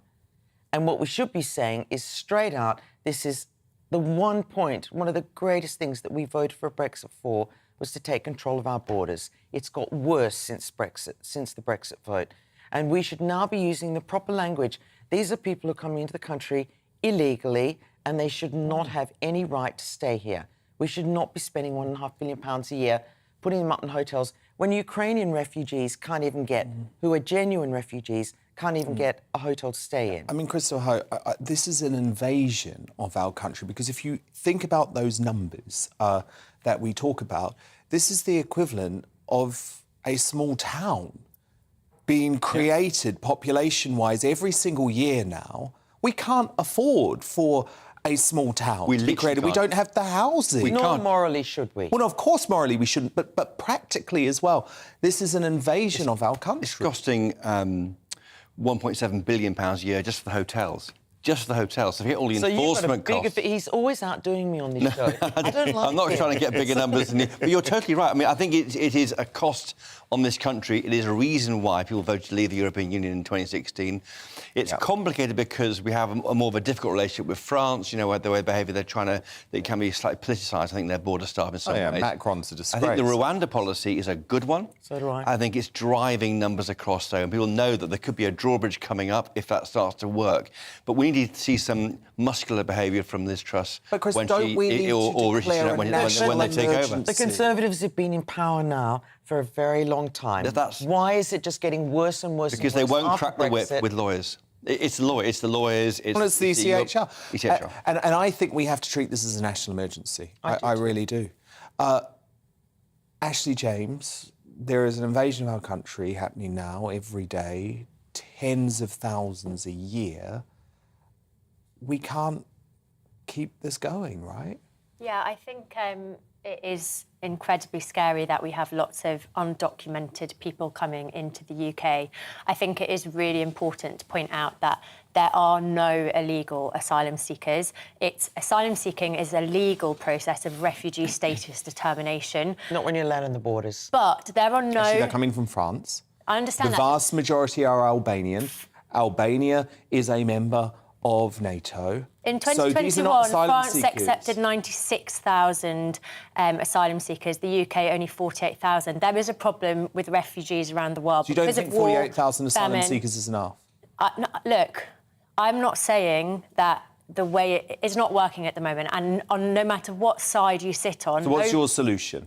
Dan, please let me talk. Well, what is your solution? So we all agree that nobody should be risking their lives on these illegal crossings, on dinghies, and basically lots of vulnerable people paying money to people smugglers. But we need actual solutions. And even the Home Office itself did research in 2019 that said things like the Rwanda policy, it's not going to stop illegal crossings. It's just going to make people more desperate and also give more money to these scumbag traffickers who are using vulnerable people. Well, there are lots of solutions. The first thing would be to process asylum seekers faster, and therefore we get the non-genuine refugees out of the country quicker. It doesn't happen. Yeah, because the civil service and Home Office is underfunded and short-staffed. It's neither of those, actually. Sometimes, of those things, they're just not working. With some asylum seekers, it's taking 7 years to process their applications. 7 years in which time they're not allowed to work. We've got a shortage in so many, like hospitality, fruit picking. We could put the asylum seekers to work whilst they're There are legal routes, aren't there? But there aren't legal routes. If you're from Afghanistan, if you're from Syria, there aren't any legal routes. Tell me what the legal routes are for people from Syria. There's literally a programme to take a whole load of people. There isn't. From any of these. There isn't. There is. There isn't. And by the way, the UK are only accepting 8% of Europe's refugees, and I feel like there's this narrative where everyone wants to come to Britain, and that's not the case. But France, Germany, they are all accepting a lot more people than us. Do you not understand what happens with these folk from the Channel? They are taking away potential places from genuine asylum seekers who are genuinely in Syria or genuinely in Afghanistan. All of these folk are in France, number one. So they're in France. I'm sure you agree France is a perfectly really safe country. Crossings what to from get Albania? To France. No, but also we have to remember, I agree, by the way, that a lot of people coming from Albania are economic migrants, and of course they are not general asylum seekers, but a lot of those Albanians are also being trafficked, so they are also victims, and I think that's really important to say, because, you know, they are then going to get brought in basically as slaves I still haven't heard what your solution to this is. What, throw the doors open, allow I'm not saying asylum that. seekers to work? No, but we are bound by international law to accept asylum seekers. We need to process them faster. We need to get them working so that they can earn a living. Because once you get them working, they get legitimised. But at the moment, we're losing them, and that is a huge security risk, because then you're getting potential criminals being let into the country. Oh, potential terrorists. But there are also potential terrorists. Yes, potential anyone. It's a huge issue. We all agree it's a huge issue, but there are also lots of unaccompanied minors, sex trafficking victims. You know, these are people, and at the end of the day, we are all human. But statistically, the bulk are young males, Amanda. This is you've read my mind, Dan. We've been doing this too long together. My favourite statistic is it came out last week. It said that something like 40% of all illegal immigrants, which is what I will continue to call them, got let through the system as teenagers when they were over 30. So you've got a 6-foot bloke with a full beard and all of his working parts fully developed, and our idiots in our system. So, oh no, if he says he's 15, he's 15. They were over 30. There's a lawlessness to this. There is, and I'm not sure what Labour's answer is to it. You're pushing Ashton now. What they don't have one. Did you see? I'm not sure there is one. And I think this was on with Nigel Farage last night. Number one. No solution. No safe solution. legal routes, there are safe faster legal routes. processing, and allow asylum seekers to work, and then kick out the non-genuine refugees quicker, and then we're not losing people in the system. If the Tories can grip this, and they have had long enough to do it, this is a chance for being a bit different to Labour in the next election. But Chris, realistically, it could be an absolute. It could be an election winner. If in the 2 and a bit years Liz Truss has as Prime Minister. She can get Rwanda up and running. She can get other countries doing this as well. She's talking to India and various other countries. If she could do that, but she's got to show balls. By the way, she's got to show true balls because it needs Suella Braverman Braverman as Home Secretary saying, ECHR, we're out. It's the only way this is going to happen. Now look at this. Maverick Florida Governor Ron DeSantis has released a barnstorming Top Gun-inspired campaign ad attacking the corporate media. It's really brilliant. The potential Republican presidential candidate has even, maybe somewhat presumptuously, branded himself Top Gov. Take a look. Good morning, ladies and gentlemen. This is your governor speaking. Today's training evolution, dogfighting, taking on the corporate media. The rules of engagement are as follows. Number 1, don't fire unless fired upon, but when they fire, you fire back with overwhelming force. Number 2, never ever back down from a fight. Number 3, don't accept their narrative. All right, ladies and gentlemen. Let's turn up on. Oh, he would be a great American president. That is fantastic. Come on, isn't it brilliant? I love that. But who would Liz Truss be if she did something like that? It couldn't be Top Gun, obviously, because hopefully not Nanny McPhee. Mrs. Doubtfire. No, this is all the wrong movies, aren't That is really Wonder Woman. Wonder Woman. Absolutely. Come on, we've got to hope Ashley. Come on, for the good of the country, we've got to hope that Liz Truss can be Wonder Woman and sort this out. Come on. I feel like she's the equivalent of watching paint dry. She's not Wonder Woman. Oh, by any stretch of the imagination. I'm thinking Catwoman. Although she doesn't have a cat, does she? No, I we remember know that that. from one of We those know shows. Good stuff. Well, my superstar panel will be back very soon. But coming up, as woke warrior Gary Lineker gets into a Twitter spat with a BBC colleague over his political punditry, is he right that he doesn't need to remain impartial? Despite being the auntie's biggest star, with the biggest staying silent on this important issue, we will tackle it though. Plus, more newspaper front pages dropping too. But first, as multi-millionaire ex-princess Meghan Markle ramps up the victimhood at her new Woe Is Me podcast, has the Hollywood actress turned literal royal ever truly been oppressed? And is her brand of ultra-feminism actually emasculating her husband? Well, her anti-woke sister Samantha Markle thinks so, and she's going to be here to give her blistering verdict on the latest headline-grabbing Sussex endeavour straight after the break. Don't miss it.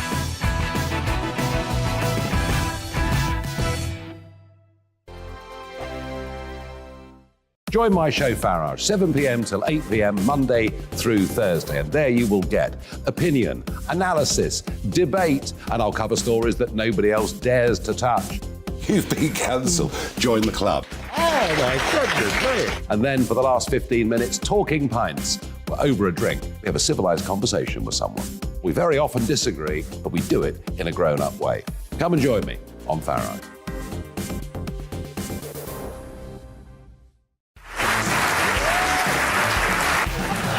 My name is Andrew Doyle. Join me every Sunday evening at 7 p.m. for Free Speech Nation. This is a show where we address current affairs and news stories of the week with the help of two wonderful comedian panellists. I brought in comics because I want to give it a lighter edge, and also they work for less. See you there.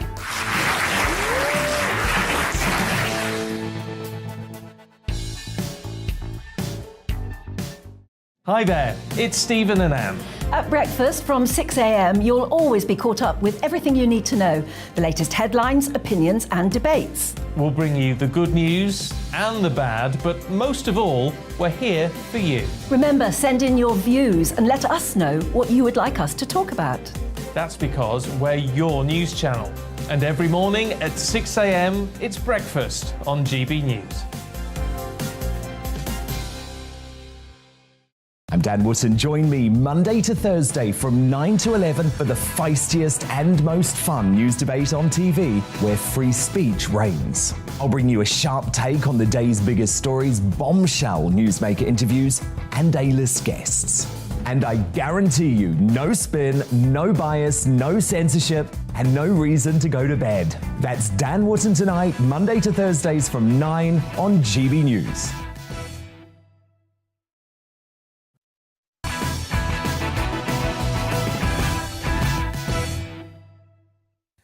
So the world is reacting to Meghan Markle's exhaustingly sycophantic and woke new podcast where she ramps up the victimhood with her apparent BFF, Serena Williams. Despite them both being multi-millionaires, well, I've brought in the perfect person to review the first episode, her anti-woke sister, Samantha Markle, who joins me live from the US. Samantha, I have to say, this was one of the most nauseating, horrible things I've ever had to listen to in my entire life.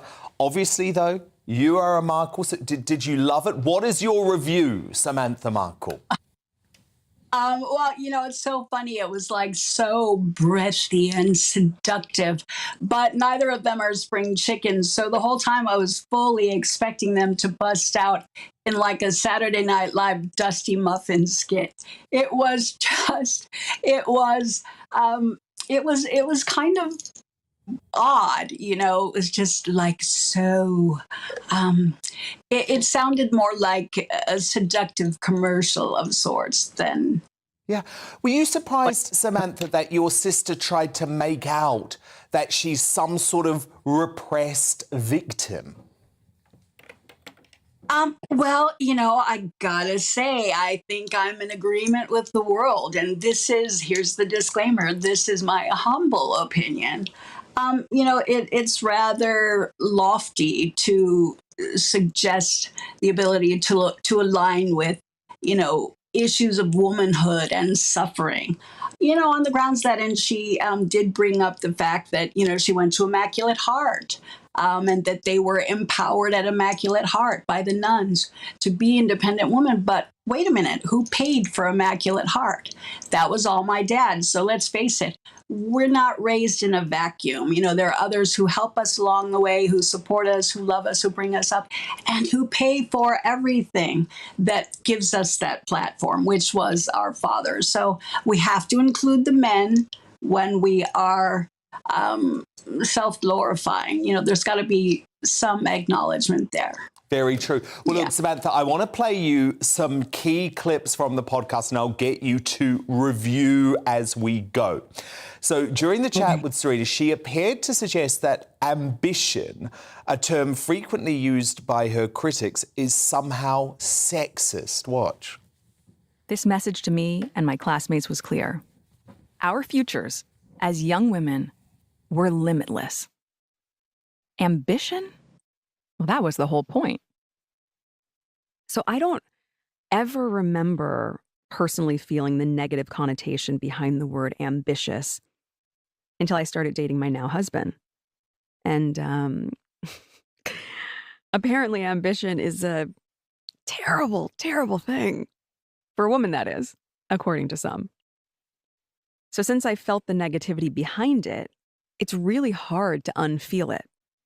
I can't unsee it either in the millions of girls and women who make themselves smaller, so much smaller on a regular basis. The misconception that if you're an ambitious woman, you have an agenda. You must be calculating, or you're selfish or aggressive, or a climber.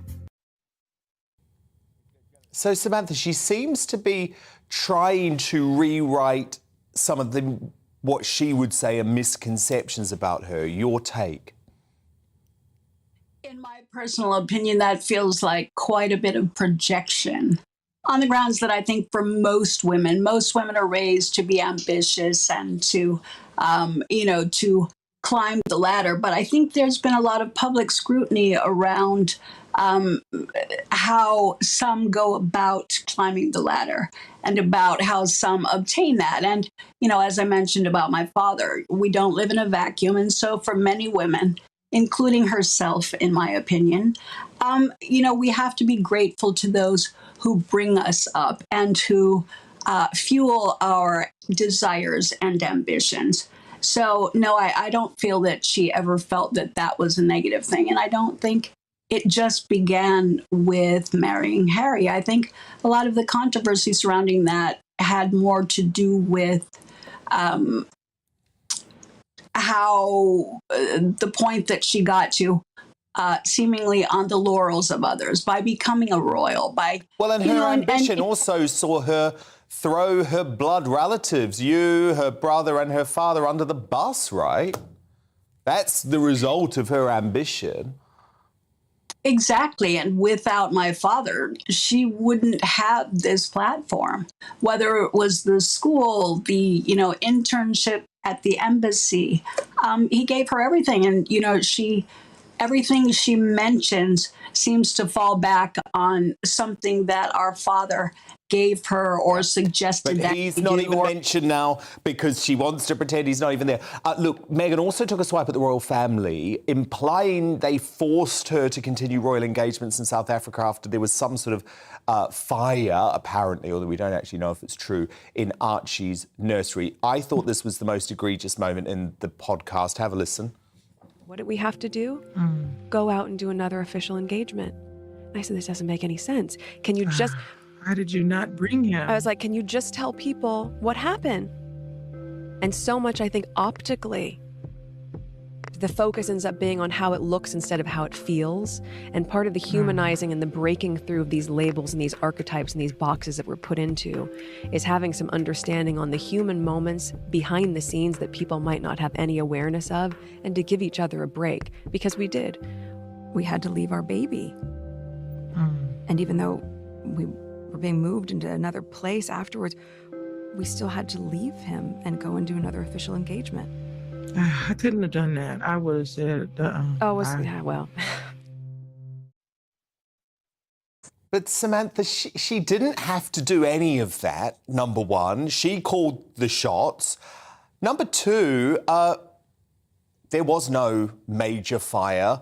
Archie was not in the room. Lots of people have near misses and have to go and do their job as a truck driver or working behind the checkout. I mean, to me, this felt like a deluded level of entitlement. Yeah, and oddly, I have to say, in several of the photographs I saw, Serena Williams seems to take her daughter with her everywhere she goes. And I've seen many jet setters who take their children with them. So I wasn't really sure what all of that we had to leave, the kids behind was all about. I didn't really believe it. But, and she did bring up a good point, though. She was talking about the archetypes, the boxes that we put ourselves in. Well, wait a minute. We got to go back to, when she mentioned this in the TIG and in a lot of her PR. Who told her about drawing your own box? That was Dad. Dad told her all about that and helped her to find herself and be stronger in that.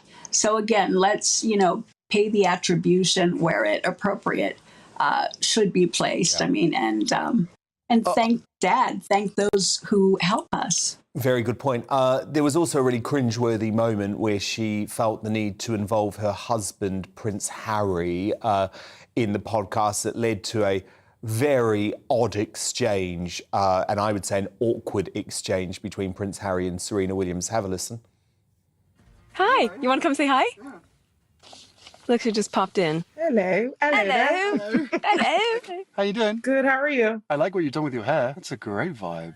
Thank you. Good to see you as always. I miss you guys. Well, come and see us. I will. I'll make a plan. Have fun. Thanks, my love. Now, Samantha, I believe that you say that she has emasculated Prince Harry in some way. Well, what do you mean by that? And I've got to say again, this is my opinion. Harry seems to play second fiddle.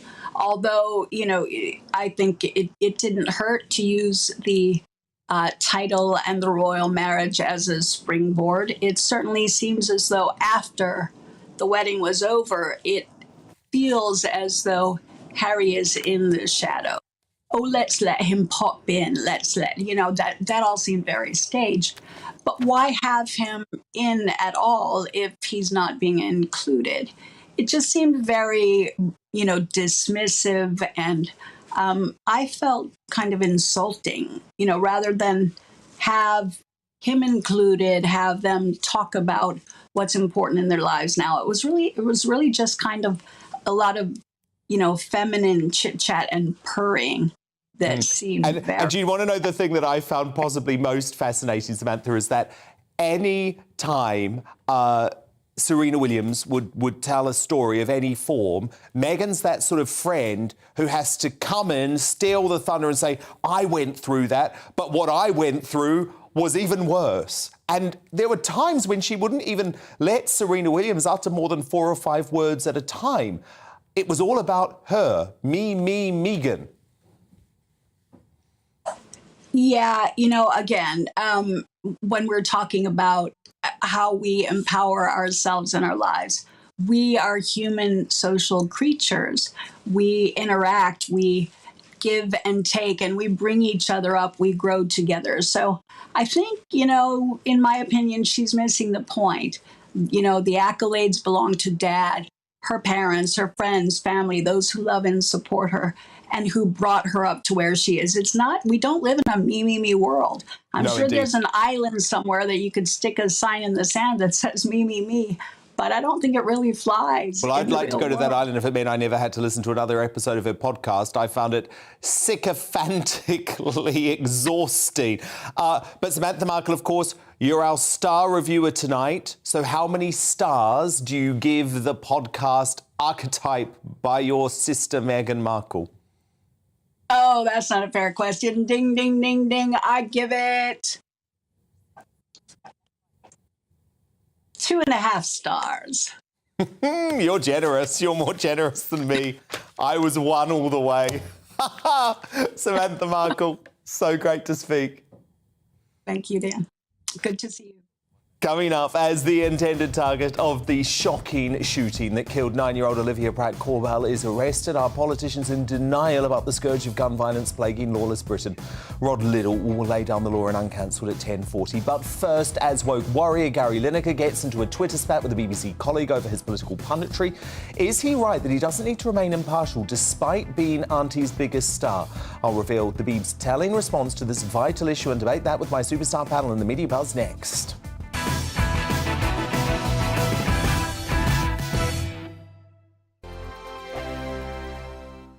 Join my show Farage, 7 p.m. till 8 p.m. Monday through Thursday. And there you will get opinion, analysis, debate, and I'll cover stories that nobody else dares to touch.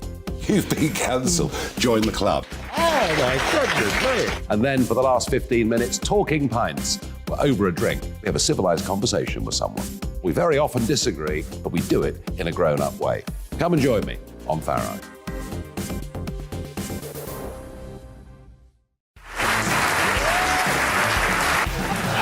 My name is Andrew Doyle. Join me every Sunday evening at 7 p.m. for Free Speech Nation. This is a show where we address current affairs and news stories of the week with the help of 2 wonderful comedian panellists. I brought in comics because I want to give it a lighter edge, and also they work for less. See you there.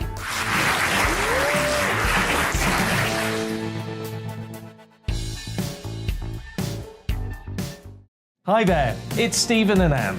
At breakfast from 6 a.m, you'll always be caught up with everything you need to know, the latest headlines, opinions and debates. We'll bring you the good news and the bad, but most of all, we're here for you. Remember, send in your views and let us know what you would like us to talk about. That's because we're your news channel. And every morning at 6 a.m, it's breakfast on GB News. I'm Dan Wootton. Join me Monday to Thursday from 9 to 11 for the feistiest and most fun news debate on TV, where free speech reigns. I'll bring you a sharp take on the day's biggest stories, bombshell newsmaker interviews, and A-list guests. And I guarantee you, no spin, no bias, no censorship, and no reason to go to bed. That's Dan Wootton tonight, Monday to Thursdays from 9 on GB News.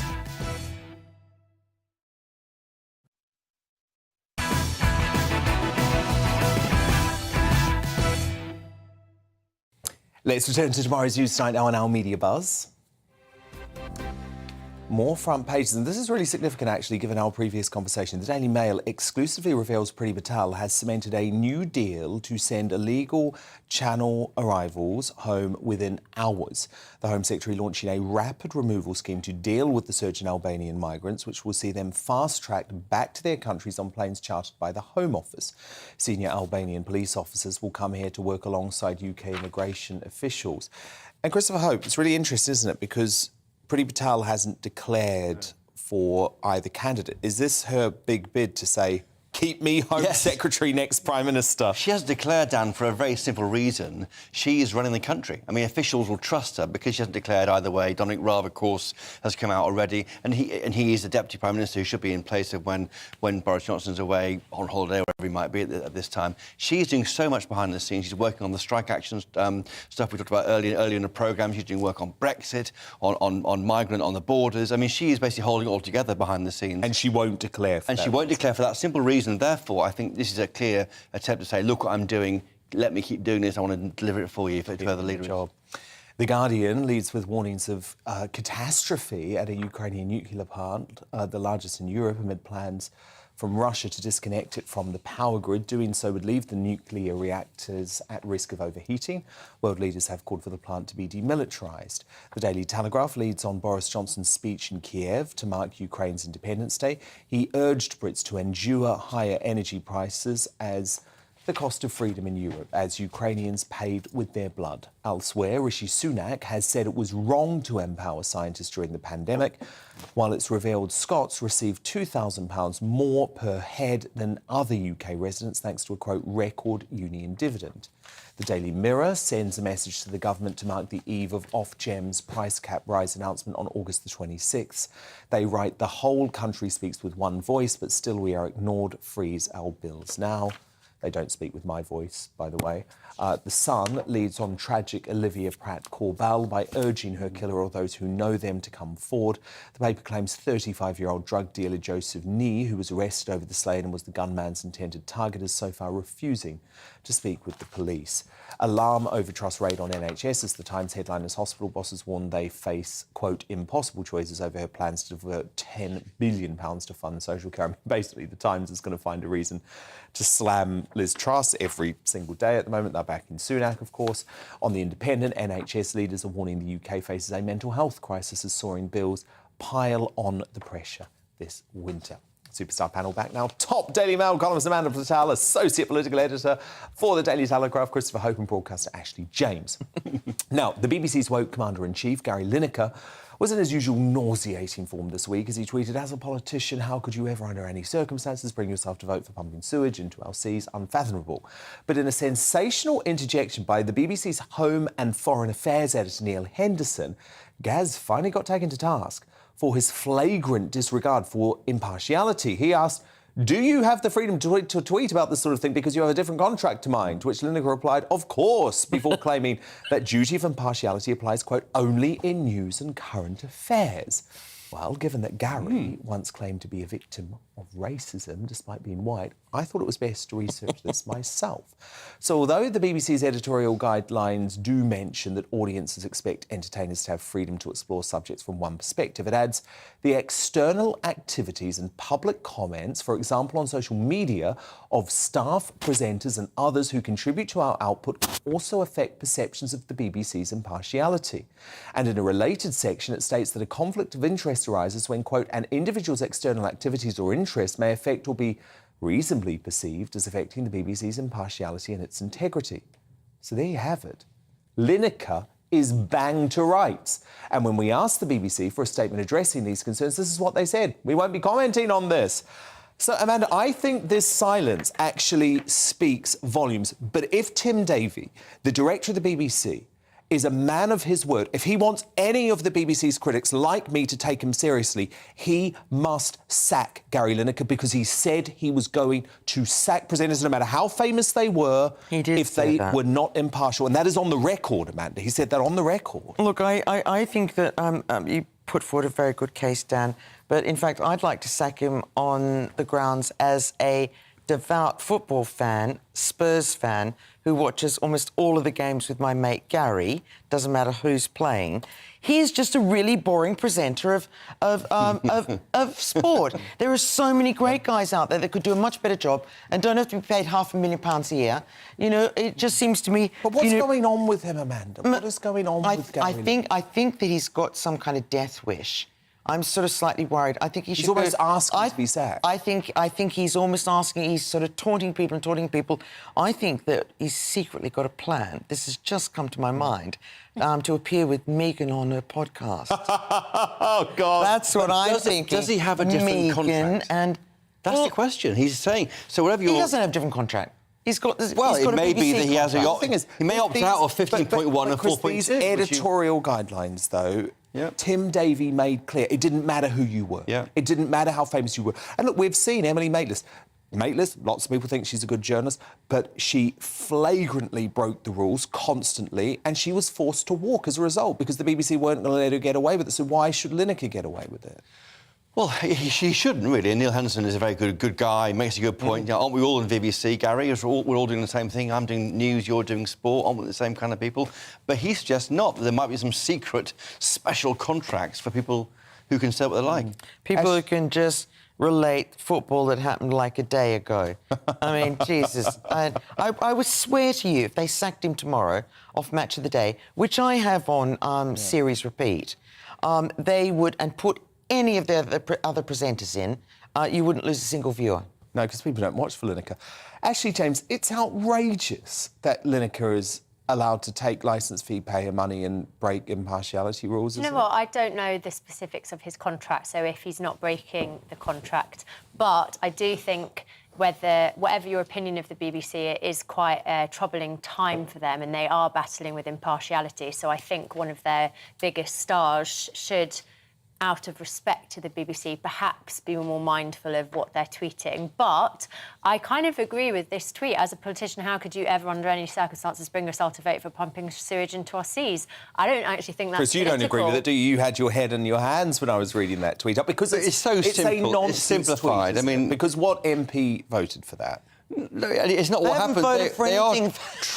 They are trying to force the companies that own the infrastructure to stop doing it and plug leaks. We should all be outraged about it. It's so clickbaity. That's I don't irritating. really care either way about Gary Lineker and his opinions, to be honest. OK, but I have a feeling you would care if Tess Daly all of a sudden started tweeting Keir Starmer would be the worst Prime Minister in the world, and this is the huge hypocrisy when it comes to the elite and the establishment in this country. It's absolutely fine if you're a celebrity to push hard left views. It's not fine the other way around. Look, I think that politics is, it affects people in real life, so it's very easy to say celebrities shouldn't get involved with politics, but if it's something like... No, celebrities can get involved with politics as much as they want. Just don't take BBC licence fee payer money. Yeah, but that's all I'm saying. I am not against you, Dan. I would agree that, like I said... So we all agree Lineker should be sacked? No, we agree. 100% Lineker should be sacked. I don't think it's as serious as sacking him, but I do think... like I said, lots of people are turning away from the BBC because they're worried about the impartiality, and he's there's no impartiality. He's one of their biggest faces, and he's stirring the pot. But he's not one of their biggest faces. He just does the footy. Anyone could do that. Dan, you could... No, you couldn't do it. No, I couldn't. I could co-present the football. Maybe we should start a Don't get any ideas. You're not leaving it. this so from Amanda Patel, Christopher Hope, Ashley James. Do stand by, because coming up after England's World Cup winning cricketer Ben Stokes bravely bared all about his breakdown in a new candid documentary. Will he be crowned tonight's Greatest Britain? Find out shortly. But first, as the intended victim of the shocking shooting that killed 9-year-old Olivia is arrested, our politicians in denial about the scourge of gun violence plaguing lawless Britain. Rod Liddle is going to lay down the law very shortly, right after a preview of another big exclusive on tomorrow's show. Coming up on Dan Wootton tonight, it was the tragedy that stopped the world and almost took down the monarchy.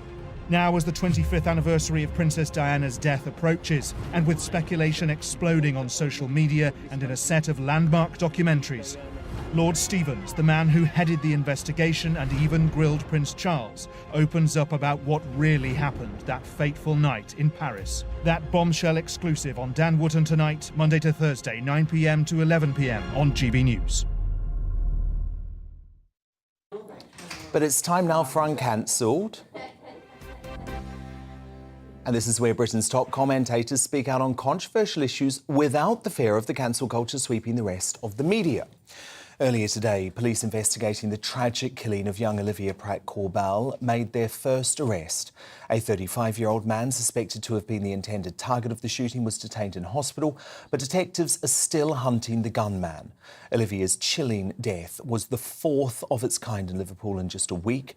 Graduate Ashley Dale was gunned down in her garden on Sunday, just hours before little Olivia was killed in what's thought to be a case of mistaken identity. And Sam Rimmer, in his 20s, was killed after shots were fired by men riding 2 electric bikes in Toxteth a few days earlier. Shocking figures show there have been more than 30 incidents involving a weapon, either a firearm, a knife, and in one case a crossbow, on Merseyside over June, July and August. So what will it take for police to finally get a grip of lawless Britain while woke cops prance around dancing the Macarena at Pride and take the knee for Black Lives Matter? It's no surprise the dregs of society feel empowered to run riot. Rod Liddell's here now. And Rod, figures from the National Crime Agency show that gun crime has been increasing across Britain since 2014. Are politicians just in denial, and the police actually, just in denial about the extent of firearms violence in this country? Yes, I think they are. I mean, this is a desperate, awful and tragic, I mean, we overuse the word tragic, but this genuinely is a tragic story. And, you know, the first thought is always with Olivia Pratt-Korbel and her family. It's an appalling thing to have happened. And yet when I listened to the Liverpool Crime Commissioner and indeed a haggish woman who seems to be a Labour councillor for the area, they seem to be in total denial. This was an interview on Newsnight which I saw where the woman councillor actually corrected Kirsty Walker and said, actually, there aren't lots of guns in the city. We don't know that there are any guns. This is a one-off incident. Well, it clearly isn't a one-off incident. You know, there have been 4 shootings, as you quite rightly say, including Olivia's in the last week or so. I mean, this is something which is happening, and these politicians seem to be in some sort of state of denial about it. And it reminds me a bit of the time when Sadiq Khan took over as Mayor of London, and he had decided, and he had been very critical of things like stop and search and so on. And when he took over, and the crime rate was going up massively, he reinstituted stop and search very, very quickly. Because it worked. And I think that this is a problem which the left has. I mean, I think, in a sense, when we look at the Liverpool situation, the left most definitely has a point that successive governments, but particularly the Conservative government, has cut the number of police officers on the beat. I think that's kind of incontestable, and the Conservative Party ought to be ashamed of that, because it has contributed to a greater lawlessness on our streets and also people living in fear. But at the same time, the left consistently denies that things are as bad as they are. It doesn't really like the police. Don't forget, it's the left in America which wishes to defund the police. They think that people can look after themselves perfectly well, and we don't need these uniformed fascists wandering around.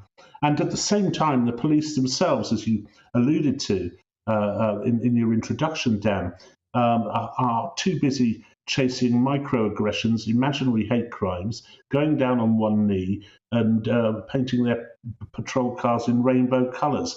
They seem to have become disassociated with what we want them to do, whether that be burglary, and the clear-up rates are the lowest they've ever been in history, or car crime, or in this particular case, the case of organised crime and armed thugs roaming the streets. And it's undoubtedly a lot more difficult for the police to get to the bottom of issues such as the murder of Olivia Pratt-Korbel than it is to call someone out for having retweeted a transphobic remark on Twitter. It takes a bit more guts, investigation and manpower. So I think, in a sense, both of our parties have a lot to blame for this. There is the delusion of the left and there is the underfunding of the right. And until we get both of those sorted out, this stuff is going to get worse and worse. Indeed, and I think you're really right to point out that the police, because of this movement to defund them and the way the left have started to talk about the police, they seem to want to lean into that. And that's why there's so much of this wokery going on. And I just think the police have lost respect. We've lost respect of the police, and the streets are lawless as a result. I think that's absolutely right. I mean, the police can only police a society with the consensus of that society. Mm-hmm. And you get the feeling that in some cities that this is breaking down in particular communities. Much as it broke down in London in the 80s, in particularly Black British Caribbean communities. Sometimes, I don't doubt at all that the police were racist. I think that's kind of incontestable. But there needs to be some sort of consensus between the community and the police. And that is not helped when the local officials and the local representatives seem to think that everything's tickety-boo and that, sad though the death of Olivia Pratt-Korbel was, this is just a one-off incident. It doesn't help anybody. And as you say, the leaning into, as you put it, of this theory that the police are a kind of hostile occupying force doesn't do anything amongst that community to give people a degree of faith and security in their local police force. Rod Little, thank you so much, Rod. We will speak next week, hopefully in better circumstances. But it's time now to reveal today's Greatest Britain and Union Jackass. My superstar panel return. Amanda Patel, your nominee for Greatest Britain, please. Easy one this week, Dan. It's got to be our England cricket captain, Ben Stokes, who's a really hard man. He's talked about the depression when he had to take a year off the sport, and it's just fantastic to get that kind of message from someone who we just love and admire and adore. I think we can have a little look at this moment, Amanda. You sat on your toilet in your hotel room and you're having a massive panic attack with your manager on the end of the phone with his wife, and then eventually your wife trying to, talk you through it and get you sort of coming out of that. Just, yeah, I think that's probably when you know when, things aren't, quite right. Christopher Hope, your nominee. Jill Scott, who's retiring from football. She is the Lionesses' second most capped English footballer, a complete legend who played in the squad which won the Euros. Good luck, Jill. And Ashley James, your Greatest Britain nominee. My Greatest Britain is actually an honorary one. I just wanted to acknowledge the people of Ukraine who are obviously celebrating 30 years of independence. I was hoping I might win this one for once, but you've both given really good Greatest Britain. I know, I'm really torn tonight, and I know the ladies are going to be annoyed with me, but I'm going to go for Jill Scott because, I'm a big supporter of women's sport. You're joking me. And she did incredible things. She did incredible things. Amanda, I'm big on women's sport. Ben Stokes is talking about depression in men. Amanda Patel, your Union Jackass. Oh, no, I've lost the will to live. Well, come on, give it a go. You might do well in this one. OK, my Jackass would be Meghan Markle for her new podcast where she has Serena Williams walk on and she says, Serena, my very, very, very, very best friend, that's enough about you. Let's talk about me for another 60 minutes. Oh, my God. And it was the most painful 60 minutes I've had in a very long time listening to it, believe me. Christopher Hope, your nominee. My Union Jackass, because she will hate it, because the Union Jackass is Nicola Sturgeon, Scotland's First Minister, who can't even empty the bins properly on time in Edinburgh, and given the rats outbreak, which you heard about from Amanda earlier. I mean, it's a disgrace. Nicola Sturgeon, you're a Union Jackass. Amanda, I'm going to hold you to this scene of rats all over Scotland again in a couple of weeks. Are true. And Ashley James, your nominee. Mine is actually William and Kate, just because I do feel like in a cost of living crisis, it isn't great that they are moving into their third property. I just think it's a little bit out of touch, especially after Kensington Palace. Their residence has just been recently renovated. And imagine the uproar if Meghan and Harry had done that.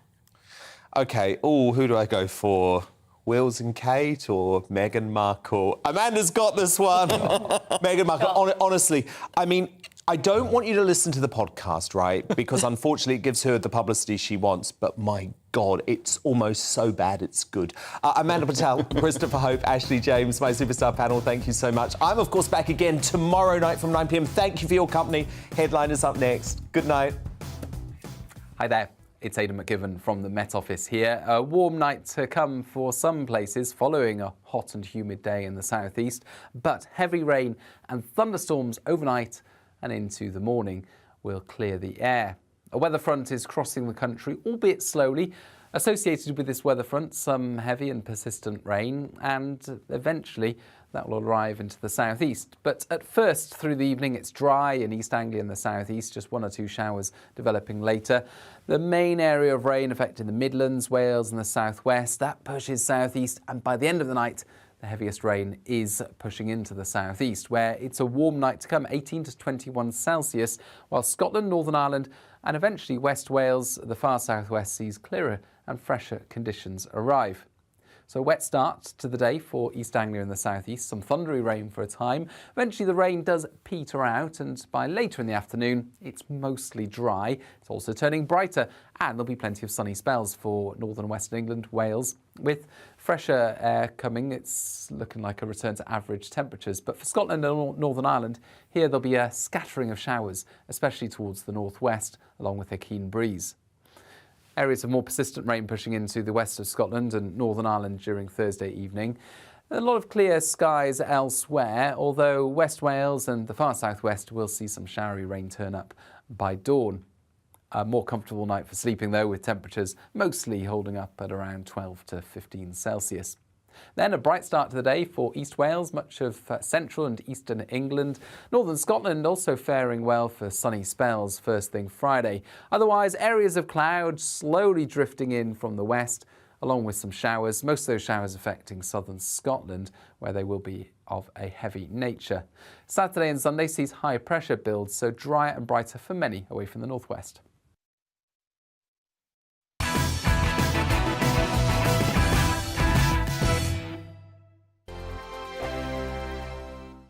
Join my show Farage, 7 p.m. till 8 p.m. Monday through Thursday. And there you will get opinion, analysis, debate, and I'll cover stories that nobody else dares to touch.